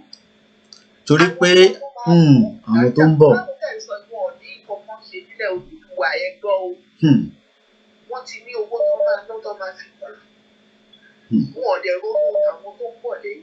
Àwọn tó ń bọ̀ lẹ́yìn làwa ń jà fún o. Ẹ jẹ́ ká kọjú síbi tá à ń lọ. Àwọn tó ń pera wọn ní ìmọ̀lúkọ tẹ̀gbọ̀ wọn bóyá elders àbí wọ́n lè bá lẹ́yìn wọn. Ẹ jọ torí Ọlọ́run ẹ pé wọ́n fẹ́ gbẹ́kọ̀ ẹ jẹ́ ká máa kọjú síbi tá à ń lọ. Ká fọ́kọ̀sì ibi tá à ń lọ. Ọlọ́run ti fún wa. Ẹ bá bá ṣe náà. Ẹ ṣe gan ni. Ẹ kó palẹ̀ mọ́. Àwa ni October 1st rally.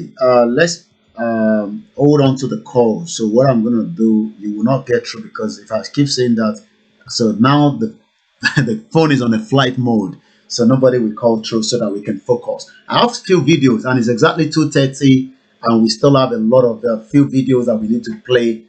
So don't try to call. The line now is on a flight mode until we open it. I think that's going to be what I'll be doing now because each time I'm opening the line, the calls come through and it's kind of distract the broadcast. Once again, a very good afternoon to those of you. Nigeria that we are all talking about. Maybe if you've just joined us in Tofibawa Soro, it was a 15-minute and I've already recorded it and it's going to be in circulation in the next, it's already out. So maybe you have come across that audio. That audio was Ignite right here from Babawa Tiwokpewa Lati Kwara. Ẹ jẹ́ ká gbọ́n kan tó sọ díẹ̀. Then I'll be preparing the video ready while I'm playing this. Thank you very much for those of you that are still with us. Ẹ jẹ́ àgbọ́n kan tí bàbá wa fi bá wa sọ̀rọ̀ lẹ́ǹkan. Àmín Jésù. Mo fẹ́ sọ eléyìí dájúdájú wípé bàbá wa àpọ́sù Joseph Ayọ̀délé bàbá láti sọ̀rọ̀ tó lọ. Ó ní Nàìjíríà fẹ́ gba òmìnira. Ó ní ṣùgbọ́n wá wọ̀n. Ó ní ṣùgbọ́n tó ṣẹlẹ̀ ní wípé àwọn sójà ló máa rúùlù wa. Wọ́n sì mú kí ọmọ Nàìjíríà máa mú omi ìlera. Ọ̀rọ̀ bẹ nípò àgbà. Mo sọ lórí iṣẹ́ lórúkọ Jésù Ọlọ́run ìgbèjọ́ dúró tì mí. Àmín Jésù. Gbogbo èyí jẹ́ kóra jọ wípé ó tó gẹ́ kí orílẹ̀-èdè kúrò nínú ìyà lórúkọ Jésù ìran ọmọ yóò ní jìyà. Àmín Jésù. Ẹ ó ní àṣeyọrí rere. Àmín Jésù.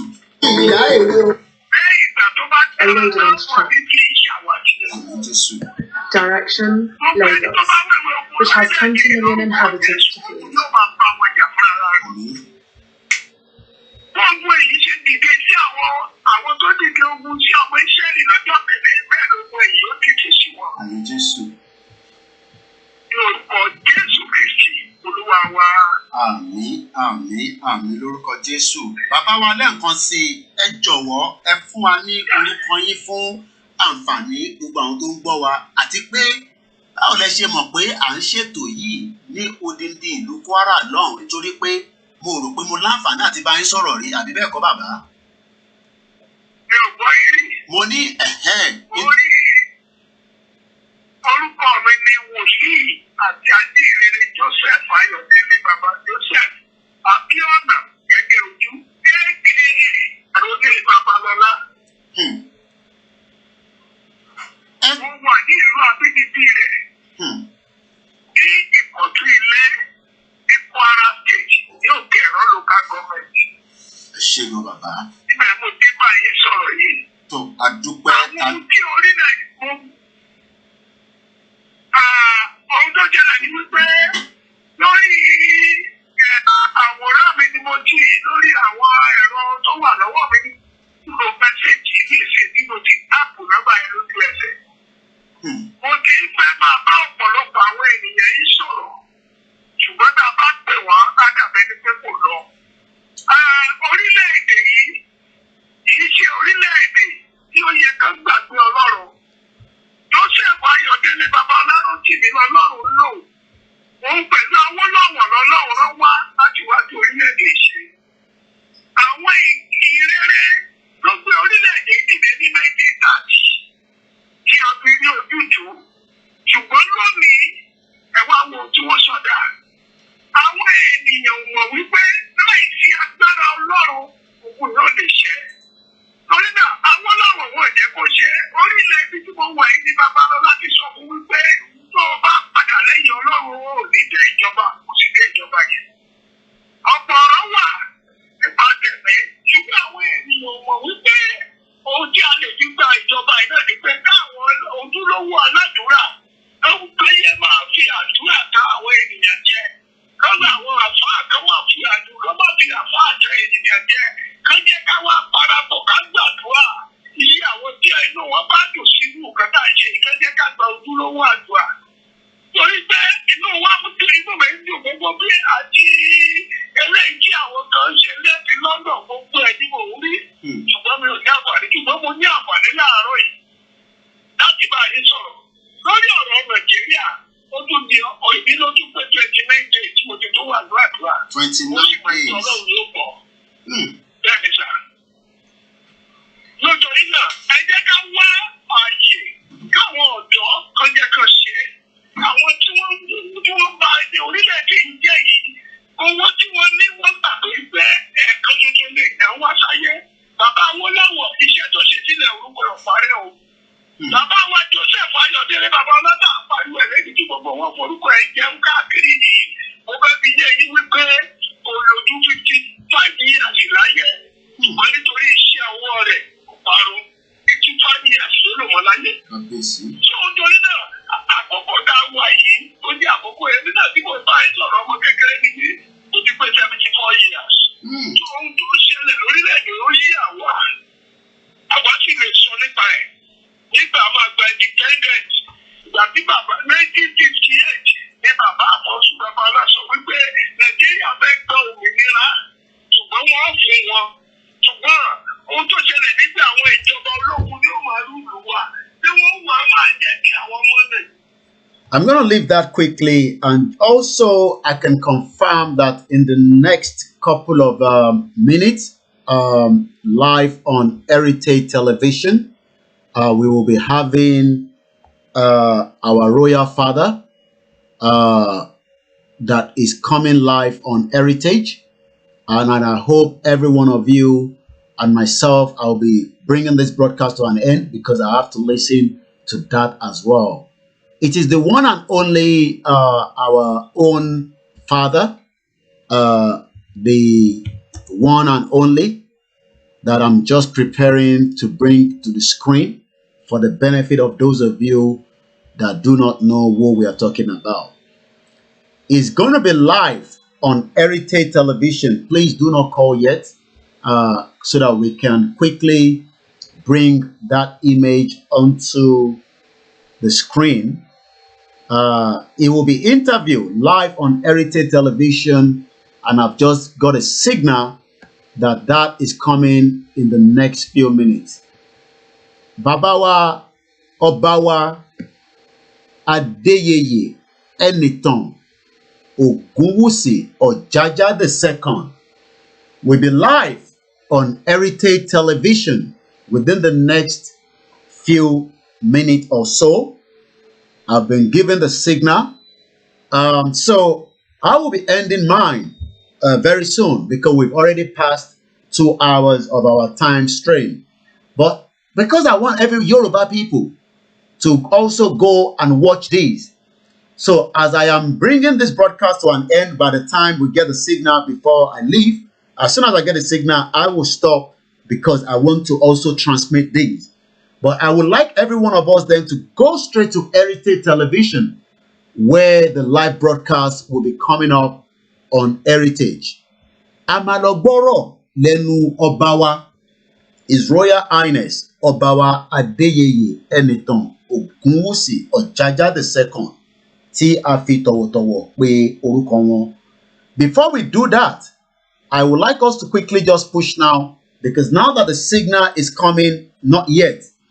Let's push quickly. I say good afternoon to those of you on YouTube. Lead on. Thank you very much. And those as well on YouTube. We have about 46 people watching us on YouTube. Mo kí gbogbo wa. A dúpẹ́ lọ́wọ́ bàbá wa tí wọ́n ní ká má dárúkọ wọn. Over to 15 banners. Tó bá tẹ̀ tí fẹ́ tó 20 banners. I'm going to come onto my scene. Over 20 banners ni wọ́n jẹ́ ká ṣe ní ọ̀dọ̀ wọn ní ibi tí iléeṣẹ́ wọn wà ní Èkó. These are what we are saying. Ẹni tó bá ní printing press, ẹ fún wa ní àyè, ẹ fún wa ní opportunity, ká ní àǹfààní àti gba díẹ̀ lára iléeṣẹ́ yín náà fún materials. A tún ní máa lọ fowó ṣe yẹn, a ti mọ̀ pé ìyẹn máa jẹ́ cost free, so that lára àwọn banner tí wọ́n ṣe ní ọ̀dọ̀ bàbá wa tí wọ́n fi jẹ́ ká dárúkọ wọn, lára àwọn banner yẹn ó ń lọ sí ìkan tí wà mẹ́rin tí ń lọ sí Ọ̀ṣun state, méjì ó máa lọ sí Ogun state, méjì máa lọ sí Ondo state, méjì máa lọ sí Ọ̀yọ́, mẹ́rin lọ sí Èkìtì, méjì náà máa wà ní Èkó, adẹ̀tún láǹfààní àti ní bí extra sí. So in tí à ń sọ nìyẹn, let's continue to do all we know how to do best. Banner tẹ́ ń wò lẹ́yìn mi yìí, èèyàn kan ni ó jí láàárọ̀ tí ó kàn send sínú email mi tí òun tẹ́ ń wò kò ń ṣèmi ni mo design it. So we all have different things that we can do to bring the awareness continuity. Nigeria will break. Even the vice president have said so. So now we know that Nigeria will break, but everything we do not know is when it's going to break. Eti gbọ́n kan tí bàbá wa yẹn sọ, I've already started circulating the audio. It's a 15-minute audio. When you receive the audio, also help us to share, because those are the audio that we need to listen to, and people know what study be pay. The Christian is got nothing to do with our freedom. Our freedom is very, very important. More live broadcast. Live broadcast, I'll call you later. Our freedom is very, very important as well. So lẹ́ẹ̀kan sí, on Heritage Television, gbogbo wa ní ká gbéra tí wọ́n bá ti bẹ̀rẹ̀ show yẹn lọ́dọ̀ bàbá wa Heritage Television, kí a lọ darapọ̀, ká lọ gbọ́ nǹkan tí ọba wa fẹ́ bá wa sọ. Let's go there and hear what the king, our own king, will be telling us. Wọ́n sì ń gbé ìgbésẹ̀ yẹn ó kù díẹ̀. When the signal comes, I will know, and then I will end this broadcast. But for now, let's continue with the show. I will open the phone line, but not yet. Please do not call, because we have few videos that I would love us to watch. Let us watch this together. To reach the Ilala market in northern Nigeria. The Fulani breeder from Mali says the journey is long. 10 days to reach the Ilala market in northern Nigeria. The Fulani breeder from Mali says the journey is long but worth it. Cows are worth considerably more in Nigeria than back home. It's difficult to sell my cows in Mali or Niger. When I come to this international market in Nigeria, I sell them easily and earn good money. I always prefer coming here.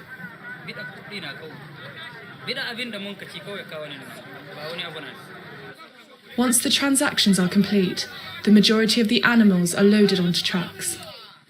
Direction, Lagos, which has 20 million inhabitants to feed. Cattle alone, at least we are consuming over 200 trucks a week in Lagos here because of the population. Individuals, intermediaries and supermarkets all come to negotiate the purchase of the 1,000 cows arriving at the Lagos market daily. Prices vary between 350 and 1,000 euros, depending on the size and the cow's health. If I buy, I will put it inside the vehicle or motor. I will take it to my slaughter. When I go, I will slaughter to sell my customers. In the midst of a population boom, Nigeria consumes 380,000 tons of beef per year and will consume 3 times more by 2050.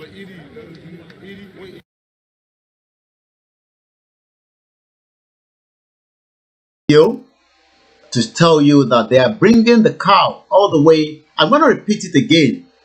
Again. These are just cattle breeders that bring their business to Lagos and sell it. But then, part of these Fulanis are the ones that are also creating chaos. Or maybe even some of these that are using this cow as a front. Let's watch the video again. Audio play. If you send me a WhatsApp message, I will be able to send the audio to you. It is worth listening to, but we will try to listen to it again. Okay, let's go straight quickly and take this caller. Hello, caller. Good afternoon, sir. Good afternoon. It's me. I'm calling from Dosland. I called you the other day. My name is Innocent. Okay, I'm on a live broadcast at the moment. Okay, all right. All right, okay. Yeah, I'm watching you. You see everything you are saying is true. Okay. I want to tell all my Yoruba brothers this. We have to be resolute. We have to be strong. We have to be courageous. You see these leaders that are trying to sabotage this our struggle for do the war of Biafra and Biafra issue of 18. These people, they are the one benefiting from Nigeria. Can you imagine the kind of money you just mentioned that this Tinubu daughter has? That kind of money. You see, in there is no other country where you can see politicians are rich. Only in Nigeria. Politician will be a billionaire in dollar. Only in Nigeria. Then what did you expect other people to eat? What I'm trying to tell my Duduwa brother, my Biafra brother, or Middle Belgium brother, those that are ready to fight for their freedom, they should be strong because these people, they are just 11 million people. Why should we be afraid of these people? Why would they be riding on us? Look at the youth of Duduwa today. They are all suffering. I watch them always, the way they are living their life. Most of them are suffering. You don't see this cow that you just show. Or this, you see it. It's coming into Nigeria. There's no visa. He just bring the cow. We don't know how many people come with him, whether they carry gun, they don't carry gun. He just come in and he sell his cow and he thinks it's like, yeah. Bros, last time I told you these people, they are terrorists in nature because I came through Libya too, so I understand what is going on in that route. One minute, my brother, 1 minute. Whoever wants the video, please do not send your number direct onto this broadcast. I would prefer you send me the WhatsApp directly to my number. Please delete your number there. Send a direct number to me. That is much more safer. Go ahead, my brother. Speaking all the way from Germany. Yeah, these people you see, normally they are terrorists and criminal in nature. They don't like to suffer. They don't want to do anything, but they just want to take everything they don't work for. Can you imagine the kind of people that are trying to overrule the educated Yorubas, the educated Igbos, the educated Southern or Middle? But can you imagine the kind of people? Tomorrow you will see this one with Cow will become Nigeria president. Nobody is stopping them, but they block Yoruba border in the southwest. They block the southeast. This cow you see, normally this business is supposed to be run by the Yorubas that have no job. Did you just listen to what he said? how many of tons of cow they are consuming in Lagos every day.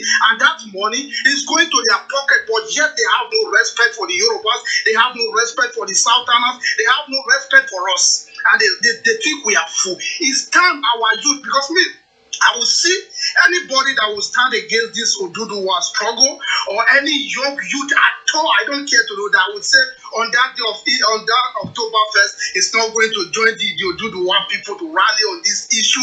I will know that person is a big fool. Because since 1960, what have they benefit from this contraction come Nigeria? Nothing. You have no light, you have no road, you have no water, you have no hospital. So what are you celebrating?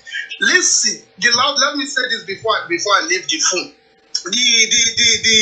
The bomb that is happening of recent in Oduduwa and in Middle Belt and Southern area, this tanker issue of 18, that thing is just like, it's Fulani that are killing Oduduwa people. Because okay, all right. We'll let him go. We'll take the next caller. No ID. You're calling without your number. Okay, Egberale, Baba, Egberale. More than 10 times. Emma Binu. Line the busy. Egberale.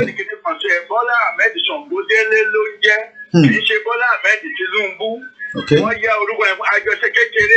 Oda. Okay.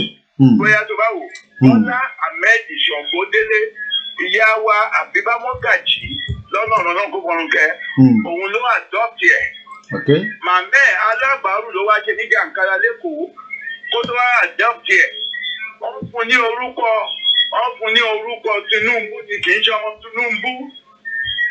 Ó ń ba orúkọ Tinubu jẹ́, lóòótọ́ ń gbórúkọ Tinubu jẹ́ lẹ́gbẹ̀ẹ́ kan. Ṣùgbọ́n Bọ́lá Ahmed Ṣọ̀gbọ́délé aka Tinubu ló ń jẹ́ Ṣọ̀gbọ́délé Ìrágbìjí ló ti wá. Àwọn ọmọ Èkó, ọmọ ọba, ọmọ oyè ló ń sọ̀rọ̀. Ó di àwọn ẹ̀gbọ́n wa kan àtàwọn àbúrò wa kan wọ́n bá gbà pọ̀jù. Àwọn náà ń jẹ́ kẹ́kọ̀ọ́ máa dàrú. Àwọn bíi Olúṣì, Tajudeen Olúṣì, ẹ̀gbọ́n wa kan ó wà lára àwọn. Ẹ bá wa mute, dádì, ẹ bá mi mute ti background yẹn ká lè gbọ́n yín dáadáa, ìyẹn tún ó ń penetrate. Ẹ farabalẹ̀, ẹ mute ẹ̀ tó àfún láyè kẹ́ sọ̀rọ̀ dáadáa. Ṣé dà káwọn èèyàn lè à ń gbádùn yín dáadáa nísìnyí, ẹ gbóhùn sókè. So Bọ́lá Ahmed Ṣọ̀gbọ́délé ni Tinubu ló pe ní Tinubu kì í ṣe ọmọ Tinubu. Bọ́lá Ahmed Ṣọ̀gbọ́délé Ìrágbìjí ló ti wá máa mẹ́ẹ̀. Alábàárù ló wá ṣe lẹ́kọ̀ọ́ ní Jàǹkárá kí màmá wa Àbíbá Mọ́gàjí Ọlọ́run kó fọ̀run kẹ́. Àbíbá Mọ́gàjí yẹn orúkọ bàbá ẹ̀ ní bọ̀ Tinubu ló fẹ́. Nígbà tó dẹ̀ wá àdọ́sẹ̀ òun àtẹ̀gbẹ́ ẹ̀ wọ́n mẹ́gbẹ́ padà sí Ìrágbìjí. Wọ́n wá mú òun sílẹ̀, ìyá ẹ̀ ló ràn lọ́léèwé, ìyá wa Àbíbá Mọ́gàjí. Bàbá wa Jákàndé Ọlọ́run kó bá a lọ́rẹ̀ mu wọn yìí wà láyé. Gbogbo wọn ló mọ̀ ń pa ẹ̀. Tajudeen Olúṣì tó ń sọ̀pọ̀tì ẹ̀ náà tó dẹ́ kí wọ́n fi ń da gbogbo ìlú Èkó rí. Òun náà mọ̀ bí ó ṣe jẹ́ ọba wa Adéolú, wọ́n mọ̀ bí Bọ́lá Ahmed Ṣọ̀gbọ́délé aka Tinubu bó ṣe jẹ́ lẹ́kọ̀ọ́ kì í ṣe ọmọ Èkó. Gbogbo Èkó ó ti bàjẹ́ fún wa, a lè lọ sí àlè tí gbogbo ẹ̀. Kì í ṣe ọmọ Tinubu, wọ́n ra orúkọ yẹn fún ni. Wọ́n ra orúkọ yẹn fún ni, ọmọ Tinubu gan Ṣọ̀gbọ́délé ni Bọ́lá Ahmed ń jẹ́ kí gbogbo Nàìjíríà mọ̀. Àwa táwa lẹ́kọ̀ọ́, àwa tájọ́ ọmọ Èkó, a mọ̀, èmi àti àjọṣe kékeré ni, mo mọ̀ dáadáa. Ìyá wa Àbíbá Mọ́gàjí bí àbúrò bàbá mi ló jẹ́ lọ́nà ọ̀run. Ìyá tèmi tó bẹ́ mi, àwọn bàbá tí wọ́n bá àwọn Tinubu tán ní agboolé Kákáwà lẹ́kọ̀ọ́. Agboolé Kákáwà lẹ́kọ̀ọ́ ni àwọn agboolé àwọn Tinubu wà ní Kákáwà. Ìga wọn náà wà ńbẹ̀. Ó da gbogbo Èkó rú, òun náà ló tún lọ da ilẹ̀ Ìrù. Ilẹ̀ kò sí nǹkan tó ń jẹ́ Ìrù land. Ìmàhìn náà ń pe Ìrù. Olóyè dẹ̀ ni Onírù, olóyè ni Elégùṣì, bàbá Elégùṣì mú mọ́. Bàbá Gbọ́láhàn mú mọ́, ìyá ẹ̀ mú mọ́. Ọmọ Ọjọ́lá ni bàbá ẹ̀, ọmọ Arómirẹ́ òun nìyẹ́ ẹ̀. Gbọ́láhàn tó lọ jọba ẹ̀ kò sí nǹkan tó ń jẹ́ Ìrù land lẹ́kọ̀ọ́. Ìmàhìn náà pé olóyè ní gbogbo ara àwọn ìdẹ́jọ́ class náà wà. gbogbo ọlọ́tọ̀ ni ọjọ́ra ni Elégùṣì ni gbogbo wọn olóyè ni wọ́n mọ́kànlá ni gbogbo wọn olùmẹ̀gbọ́n onítànà onítọ̀ọlọ́ àbúrò mi ò yẹn sì olóyè onítànà onítọ̀ọlọ́ oníkòyí látábà onísìwò tọ́nà mi yẹn sì àwọn onísìwò olóyè ni gbogbo wọn onírù náà olóyè ní Elégùṣì torí ẹni wọ́n kọ́ sọ̀rọ̀ ẹ̀dọ́gba ní bọ̀dáàjò onírù ọmọ bàbá wa bí ọdún onírù tó kú bàbá bọ̀dáàjò onírù late tó jẹ́ kí gbọ́láwìn tó wá kọ́ sí kínní olóyè ni wọ́n dẹ̀ máa ń dọ̀bálẹ̀ fún ọba àtẹ̀lé ní ọba yòókù máa ń dọ̀bálẹ̀ fún wọn ni bàbá wa tó wà ń gà ń sìn yìí ìyẹn àti olú ó mọ gbogbo ìtàn yìí ó dẹ̀ kọ́ lè pàtó fún pé ó kì í jara wa ọmọ ẹrú nìyẹn ọmọ ẹrú nìyẹn ìdẹ́jọ́ class amídẹ́jọ́ class lẹ́kọ̀ọ́ àkárìbèrè class ọ̀gáládé class àti abàgbọ́n class ara àwọn ọ̀dẹ́jọ́ ni àwọn onírú wà àti Elégùṣì ọlọ́tọ̀ ọjọ́ra onísìwò olùwà arómurẹ́ olùmẹ̀gbọ́n onítànà oníkòyí onítọ̀mọ́ ìdẹ́jọ́ class àwọn náà ń pè ní land owners because ọ̀nà kọ́kọ́ tẹ̀tò arómilẹ́ ńlẹ̀ ara àkárìgbèrè ni àwọn ọba wà kíláàsì ọba ni àkárìgbèrè elétò òdìbò ara àkárìgbèrè ni àwọn ọ̀gáládé ni àwọn ọba níkòrò ara ọ̀gáládé ni àwọn ọ̀yẹ elétò wàjẹ elétò òdìbò àwọn tó jẹ́ abàgbọ́n ni àwọn báṣúà àwọn aṣọ̀gbọ́n àwọn sùẹ́nu àwọn jákàndé àwọn oṣòdì kọ́yẹ́nsì àwọn bẹ́ẹ̀ wọ́n pọ̀ kíláàsì ti abàgbọ́n náà wọ̀n yẹn fún kíláàsì ìlànà lẹ́kọ̀ọ́ ní chieftaincy ní wa. but àwọn nígbà tí wọ́n dẹ̀ wọ́n á da gbogbo ẹ̀rú wọ́n ní àmì ìṣọ̀gbó délé ló ń jẹ́ kì í ṣe Tinubu kì í ṣe ọmọ Tinubu. ọmọ tó dẹ̀ tó wá mú ọmọ ẹ̀ tó lọ fi ṣe ìyálọ́jà ò tọ́ sí i nígbà tó máa kọ́kọ́ mú ìyálọ́jà yẹn ìyàwó Erelu nídùúmọ̀ ìbò òun ló fa àbíbámọ́gàjì ló fọ ọwọ́ ẹ̀ sókè ìjọ́nà lọ́hùn tí bàbá owó bàbá wa òye kan náà kó bá òun kẹ́ wọn. òun ló fà sókè pé ọmọdé yìí ó ti wà pẹ̀lú mi ọlọ́run kó fọ wọn kẹ́ wọn ìyá yẹn. nígbà tí ẹ̀fọ́ bẹ́ẹ̀ ẹ̀ tó tún jẹ́ igbákejì ẹ̀ tàbí tíù ní Ṣàngódélé Ahmed yìí lọ́dọ̀ dúkòkò mọ́ pé tó bá sọ pé òní fẹ́ kọ́ ọmọ mi jẹ òun á pa ìdàdé ló ń kó ọmọ ọ̀tá yẹn àwọn olóòmọ pé wọ́n máa pa ìyá yẹn lọ́ọ́ ṣe mú ọmọ ẹ̀ kékeré ní ìbọ́díjọ́ náà ti dáyé kí ọmọ kékeré kó jẹ́ kó máa jẹ lọ́jà. wọ́n ní tẹ́ ń ṣe olú ọmọ bá lọ sọ́dọ̀ ẹ̀ báàgì Ghana must go tó ń gbé jáde in about 100 million 50 million bó ṣe ń gbé fún nìyẹn. mo kí bàbá wa David Hamilton Verge ẹ káàbọ̀ sórí ètò. bẹ́ẹ̀ni àwọn olóyè tó dẹ̀ ń jẹ tí mo dárúkọ ń sìn wọn kì í ṣe olóyè nígbà tí Queen Elizabeth wá sí Nàìjíríà 1957 àwa yìí akéré o but I witness àwa nínú ìgbà ìbú ìgbọ́ràn nígbà tí ọba Àdèlé ọlọ́run kó fọ̀rùn kẹ́ wọn ọba Àdèlé ń introduce gbogbo wọn ó introduce olùmẹ̀gbọ́n introduce onítànà oníkòyí títí tóbi tó nírú Elégùṣì olóyè ní gbogbo wọn kò sọ pé àwọn ọba àwọn nìyí ó ní àwọn olóyè òun ní these are my chiefs kò sọ pé olóyè kò sọ pé ọba àwọn nìyí then Ṣàngódélé Bọ́lá Ahmed yìí ó tún wá kéèdì ọ̀wọ́n baálẹ̀ ó sọ wọ́n dọba baálẹ̀ dọba ọba àgbọ̀dùn ọba àṣẹrí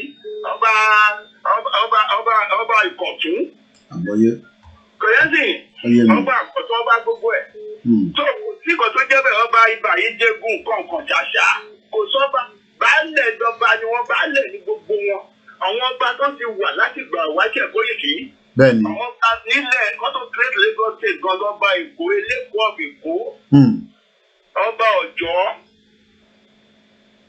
ọba àgbádárìgì yẹn ni wọ́n sọ di Badagry lórí on anglicize orúkọ ìyàwó òyìnbó yẹn wọ́n sọ di Badagry àgbádárìgì náà ń pè wọ́n ọba Ìkòròdú tóyẹ́sì ọba gbogbo ọba Ẹ̀gbẹ́ ọba Ìjẹ̀dẹ̀ àti ọba Ọ̀ṣọ́lọ̀ làwa mọ̀ nígbà tó ń dé Èkó wà wọ́n dẹ̀ tó kéré Èkó ní 1967 kò sí nǹkan tó ń jẹ́ gbogbo ẹ̀ ọba Ajégún ọba Ìgàndò ọba Àdìmú ọba Ṣàṣà ọba Ajégún kọ̀ọ̀kan kò yẹ sí ọba ẹgbẹ́ ọba àkọ́tù kò sí mọ́ tó ń jẹ́ bẹ́ẹ̀. kò dẹ̀ sí ọba Elégùṣì kò sí ọba onítọ̀ọ̀lọ́ kò sọ́ba Olùwà. àbúrò mi ò yẹ. àgbọ̀yé bàbá. kò sọ́ba Lúsì. kò yẹ sí gbogbo nǹkan tí wọ́n ń ṣe yẹn kò sí ọba kọ̀ọ̀kan tó ń jẹ́ bẹ́ẹ̀ kò sí ìkọ̀kọ̀ tó jẹ́ ọba Olùwà ni ọba kìnnìkan kò sí ọba ọlọ́tọ̀ ọjọ́ olóyè ní gbogbo wọn. Ṣọ̀gbọ́délé Ahmed yìí òun ló sọ wọ́n tó bá political obas ní gbogbo wọn. ọba Èkó àwọn olóyèrú ọjọ́kọ̀ ọ̀ní ọ̀bí bẹ́ẹ̀ ọba gbogbo ilẹ̀ Yorùbá ìwọ́n wá jókòó ta ló bí Bọ́lá Ahmed Ṣọ̀gbọ́délé aláya Tinubu kì í tọmọ Tinubu nítorí gbogbo yín ẹ kéré ẹ mọ̀tọ̀ gbogbo àbí Tinubu ni tá ní kì í ṣe Tinubu ọmọ Èkó lè ní ọmọ ọba ọmọ oyè mo dẹ̀ mọ̀ dáadáa ìyàwó Àbíbá Mọ́gàjì mo mọ̀ ọ́ ilé ìyá Àbíbá Mọ́gàjì wà ní Ṣọ̀pọ̀nà street Ṣọ̀pọ̀nà street ẹ̀rọ sọ di wàá Ọláwìyí oníṣì tó jáde tí mo ṣáájú Jímọ̀ Central Mosque lẹ́kọ̀ọ́. sọ́dọ̀ mi yẹ ẹ́ sí ibẹ̀ nílé ìyá wa Àbíbá Mọ́gàjì tó ń gbé. so ẹ má máa pè ní ọmọ Tinubu ọmọ kìnnìkan ni Tinubu a jẹ máa lè kó lẹ́kọ̀ọ́ gbogbo nǹkan tó ti dàrú ó máa lọ ibi agbolé yẹn ni agbolé àwọn onígbàǹjo wà ìyẹn ni attorney general sí agbolé onígbàǹjo ó wà lẹ́gbẹ̀ẹ́ báyìí agbolé ti ìyá yẹn Ṣọ̀pọ̀nà street ìyẹn wà lẹ́gbẹ̀ẹ́ fún abẹ́rẹ́ máa gbà jáde ibẹ̀ náà ti tọ̀ kì í ṣọmọ Tinubu alábàárù nìyẹn wá sí lẹ́kọ̀ọ́ kọ́ tó gbà ó gba ìyẹn lọ́wọ́ ìyá ni ó dẹ̀ débẹ̀ tó ń sìn mọ́tà ní kó máa mú un jẹ́ náà lọ́hùn àwọn bàbá ajákọ̀ọ́dé wà láyé kẹ́ òun náà ló mú fújọ́ wí náà ló pa àwọn Èkó nìyẹn àwọn Kọ́láwọlé olóko dáná ọlọ́run kó fún àwọn kẹ́ Kọ́láwọlé olóko dáná àwọn ẹ̀yà wà nínú ẹgbẹ́ bàbá ẹ̀ Kóìkì. àgbọ́yé bàbá. àwọn yẹn lọ́ fi bínú wọn ló fi lọ pa wọn kò pẹ́ lọ́pa William ní gbogbo wọn ní Kọ́láwọlé olóko dáná ìran kò pẹ́ tó kú. àwọn àti bàbá wa Ganiu Daudu òun ni the first commissioner for health ní Èkó kó lọ bẹ lọ́wọ́ ní bàbá wa yìí wà láyé ìyẹn bàbá Ajákàndé wà láyé the first commissioner for health ní 1967 náà create Lagos State. àwọn yẹn ti kó sí àwọn yẹn bìbí inú kúrò tó náà gbà tó fẹ́ mu òun mọ́ Àbíbá Mọ́gàjì gbogbo wọn ní ọmọdé yóò kì í ṣe ọmọ ẹ ó lè ní kọ́ ọmọ ẹ wá jẹ àwọn Àbíbá Mọ́gàjì ẹ̀ bá wọn jẹ òun ti ń tọ́jú ẹ̀ láti kékeré ẹ filẹ̀ ẹ aṣojú aṣẹ́yìn bá ló dẹ̀ níbẹ̀ kí ló jẹ́ yìí ó bẹ̀rẹ̀ sí ilé gbogbo ọmọ Èkó kúrò mẹ́ ó ń kọ́ ọmọ Èkìtì ó ń kọ́ ọmọ Ìgbò ìkótó ìrábìmí inú pápátá kájà náà Èkìtì kìíní kọ̀ọ̀kan Yorùbá ni wọ́n but oyè tí ò tọ́ sí wọn ló ń fún wọn. àgbọ̀yé bàbá. oyè tí ò tọ́ sí wọn ló ń fún wọn ní ibẹ̀ yẹn gbogbo ọmọ Èkó àwọn adájọ́ Èkó sáàdẹ̀ lọ́lé gbogbo ọmọ LSDTC táwọn ọmọ Bọ́lájí Johnson ọlọ́run kó fọ̀rọ̀ kí ọmọ Bọ́lájí Johnson ọmọ Bọ́lájí Johnson ọlọ́run kó fọ̀rọ̀ kí wọn ọ̀nà ọkọ̀ ṣe gọ́fìnà lẹ́kọ̀ọ́ ọmọ Èkó ni wọ́n ọmọ ológbòwò ni wọ́n. Bọ́lá Ṣọ̀gbọ́délé aláya Tinubu kò mọ ìtàn kò jẹ́ mọ́ nǹkan kan ó lóun lóògùn òun ṣe kinní kan àwọn tó ń gbà pọ̀ dé àwọn tó mọ̀ pé àtúbọ̀tán wà Kóìkì àtúbọ̀tán wà ó dẹ̀ tó ń da Nàìjíríà rú ó ń da gbogbo ilẹ̀ Yorùbá rú. ọmọ ẹrú ni Bọ́lá Ahmed Ṣọ̀gbọ́délé aláya Tinubu mo mọ̀ àjọṣe kékeré ni. àtúbọ̀tán wà. àtúbọ̀tán dẹ̀ wà. kò dẹ̀ rú àtúbọ̀tán ṣùgbọ́n gẹ́gẹ́ bí ọ̀rọ̀ àwọn oníbíbélì wọn ní orúkọ nínú ọkùnrin tí ó lò ó.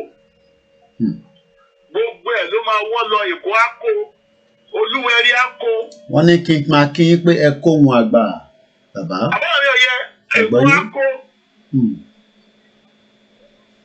Àkókò nìkó á dẹ̀ kó. Òṣùgbọ́ṣùgbò á kó ìdó ìṣàgbè á kó. Because wọ́n tẹ Èkó irú tó tẹ̀ ìṣẹ̀lẹ̀ mẹ́ta yìí tó ṣe náà ní. Onírò kì í ṣọba. Èmi tí mo jẹ́ ọmọ báyìí mi lè gbọ̀bálẹ̀ kí. Because náà kì í ṣọba bọ̀ dáàdòwú tó kú mo mọ̀ ọ́. Inú tẹ̀yìn ni. Nítorí ìyá bàbá wọn gbogbo wọn ni mo mọ̀. Òun ló bí bọ̀dáàdòwú onírù tó kú yìí. Onírù tó kọ́kọ́ kú yìí bọ̀dáàdòwú ló kọ́kọ́ sọ rẹ̀ di first onírù ọba onírù. Kò sí mọ́tò bí ọba onírù. Olóyè ní gbogbo wọn. olóyè ní gbogbo wọn kọ́ lọ dẹ́kọ̀ kọ́ lọ bẹ̀rẹ̀ kọ́ lọ sí àlèkó kọ́ lọ sí àlèkó àbí kọ́ lọ sí Lagos State chief council affairs kọ́ lọ sí akai kọ́ lọ wo gbogbo akai gbèjẹ ẹ̀jẹ̀ kan máa wo ṣé olóyè ni wọ́n ní àbọ̀bá kọ́ lọ wo wọn. ṣé bọ́láwọ̀ mo mọ̀ yẹ́ mo mọ̀ bàbẹ́ bàbẹ́ kejì ọmọ nírù yẹ́ kejì ọmọ nírù ọjọ́lá ni bàbẹ́ ọjọ́lá ni bàbẹ́ yẹ́ ni ọmọ arómirẹ́ bó ti wá há sílẹ̀ nírù kò yé mi ò kó yìí. iṣẹ́ Bọ́lá Ahmed Ṣògbódélé aláya Tinubu dẹ̀ nìyẹn tó ń gbogbo àwọn pọlitíṣà tó bẹ̀rẹ̀ sí fi wọ́n káàkiri tó fi wọ́n jọ oyè tó fi wọ́n jẹ kíní kan níbi ni tọ́mọ bá ní àbọ̀mọ oyè ní lẹ́kọ̀ọ́ ọmọ ìlágbìjì ni màmá ẹ̀ mo tó tún sọ ẹnu mi dẹ̀ tún gbà alábàárù nìyẹn wá ṣe lẹ́kọ̀ọ́ kí ìyá wa àbí bàbá gàdé tó gba àwọn àtẹ̀gbọ́n ẹ̀ ọjà mẹ́gbẹ́ padà lọ ni wọ́n mú padà lọ wọ́n fi òun sílẹ̀ ìyá ẹ̀ ló wá tọ́jú ẹ̀ lọ́wọ́ ra orúkọ Tinubu lọ́wọ́ ra orúkọ yẹn fún kì í ṣe pé Tinubu orúkọ ẹ̀ wọ́n ra orúkọ yẹn fún ni torí ìyá ẹ̀ ló fẹ́ Tinubu bàbá mọ́gàjì ni bàbá mọ́gàjì ni gẹ́gẹ́ bí mo ṣe sọ ilé wọn àti ṣọ̀pọ̀nà sí lẹ́gbẹ̀ẹ́ àgbélé àwọn onígbàjọ. lórí ọ̀rọ̀ bàbá ẹ jẹ́ kí n kọ̀ gba méjì lẹ́nu yín kó tó di pé ẹ máa lọ lórí ọ̀rọ̀ Yorùbá nation táwa gbé dání yìí tá à ń sọ lórí ẹ̀ kí lẹ máa bá wa sọ sí díẹ̀ kó tó di pé mo fẹ́ kẹ́ lọ.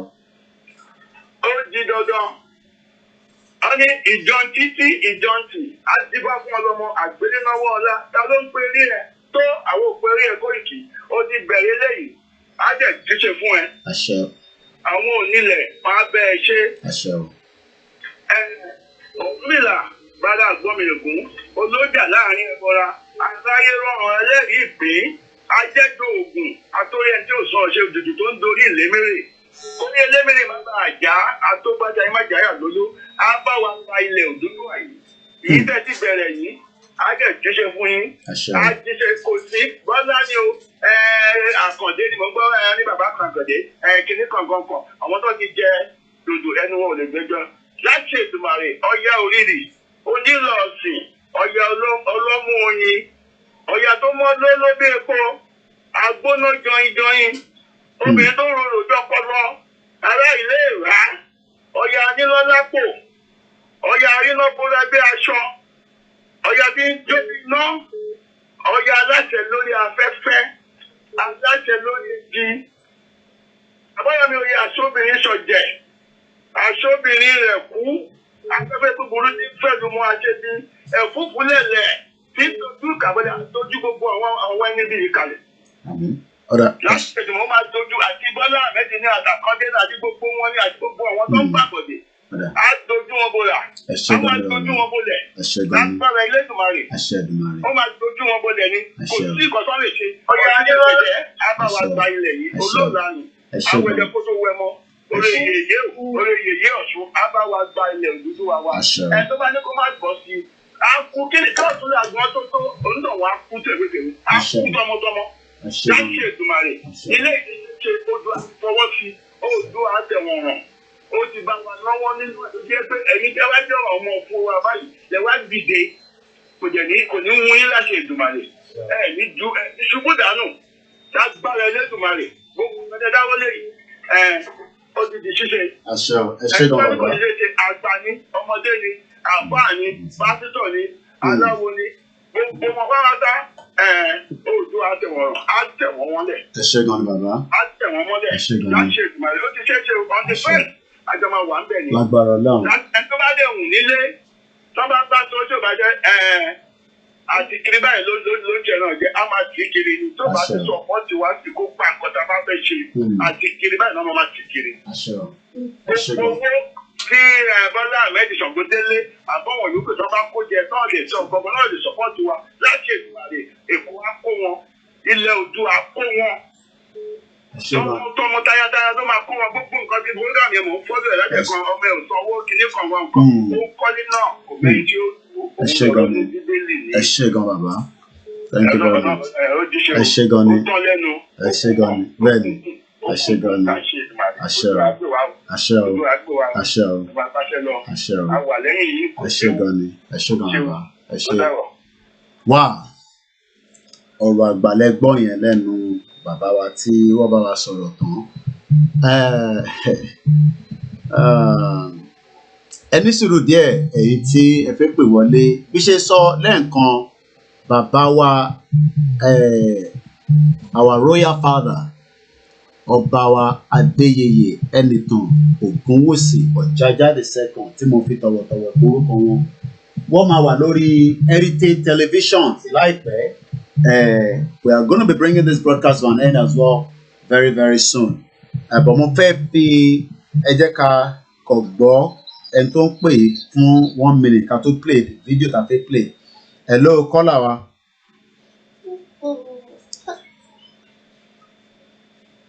So ẹ jẹ́ ká play video tí a fẹ́ play then ká tó play video yẹn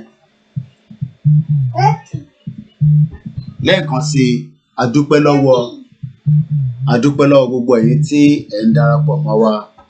We will be bringing the show to an end, but I still want to play that video back again just for a few minutes. So let's take another caller. Hello caller.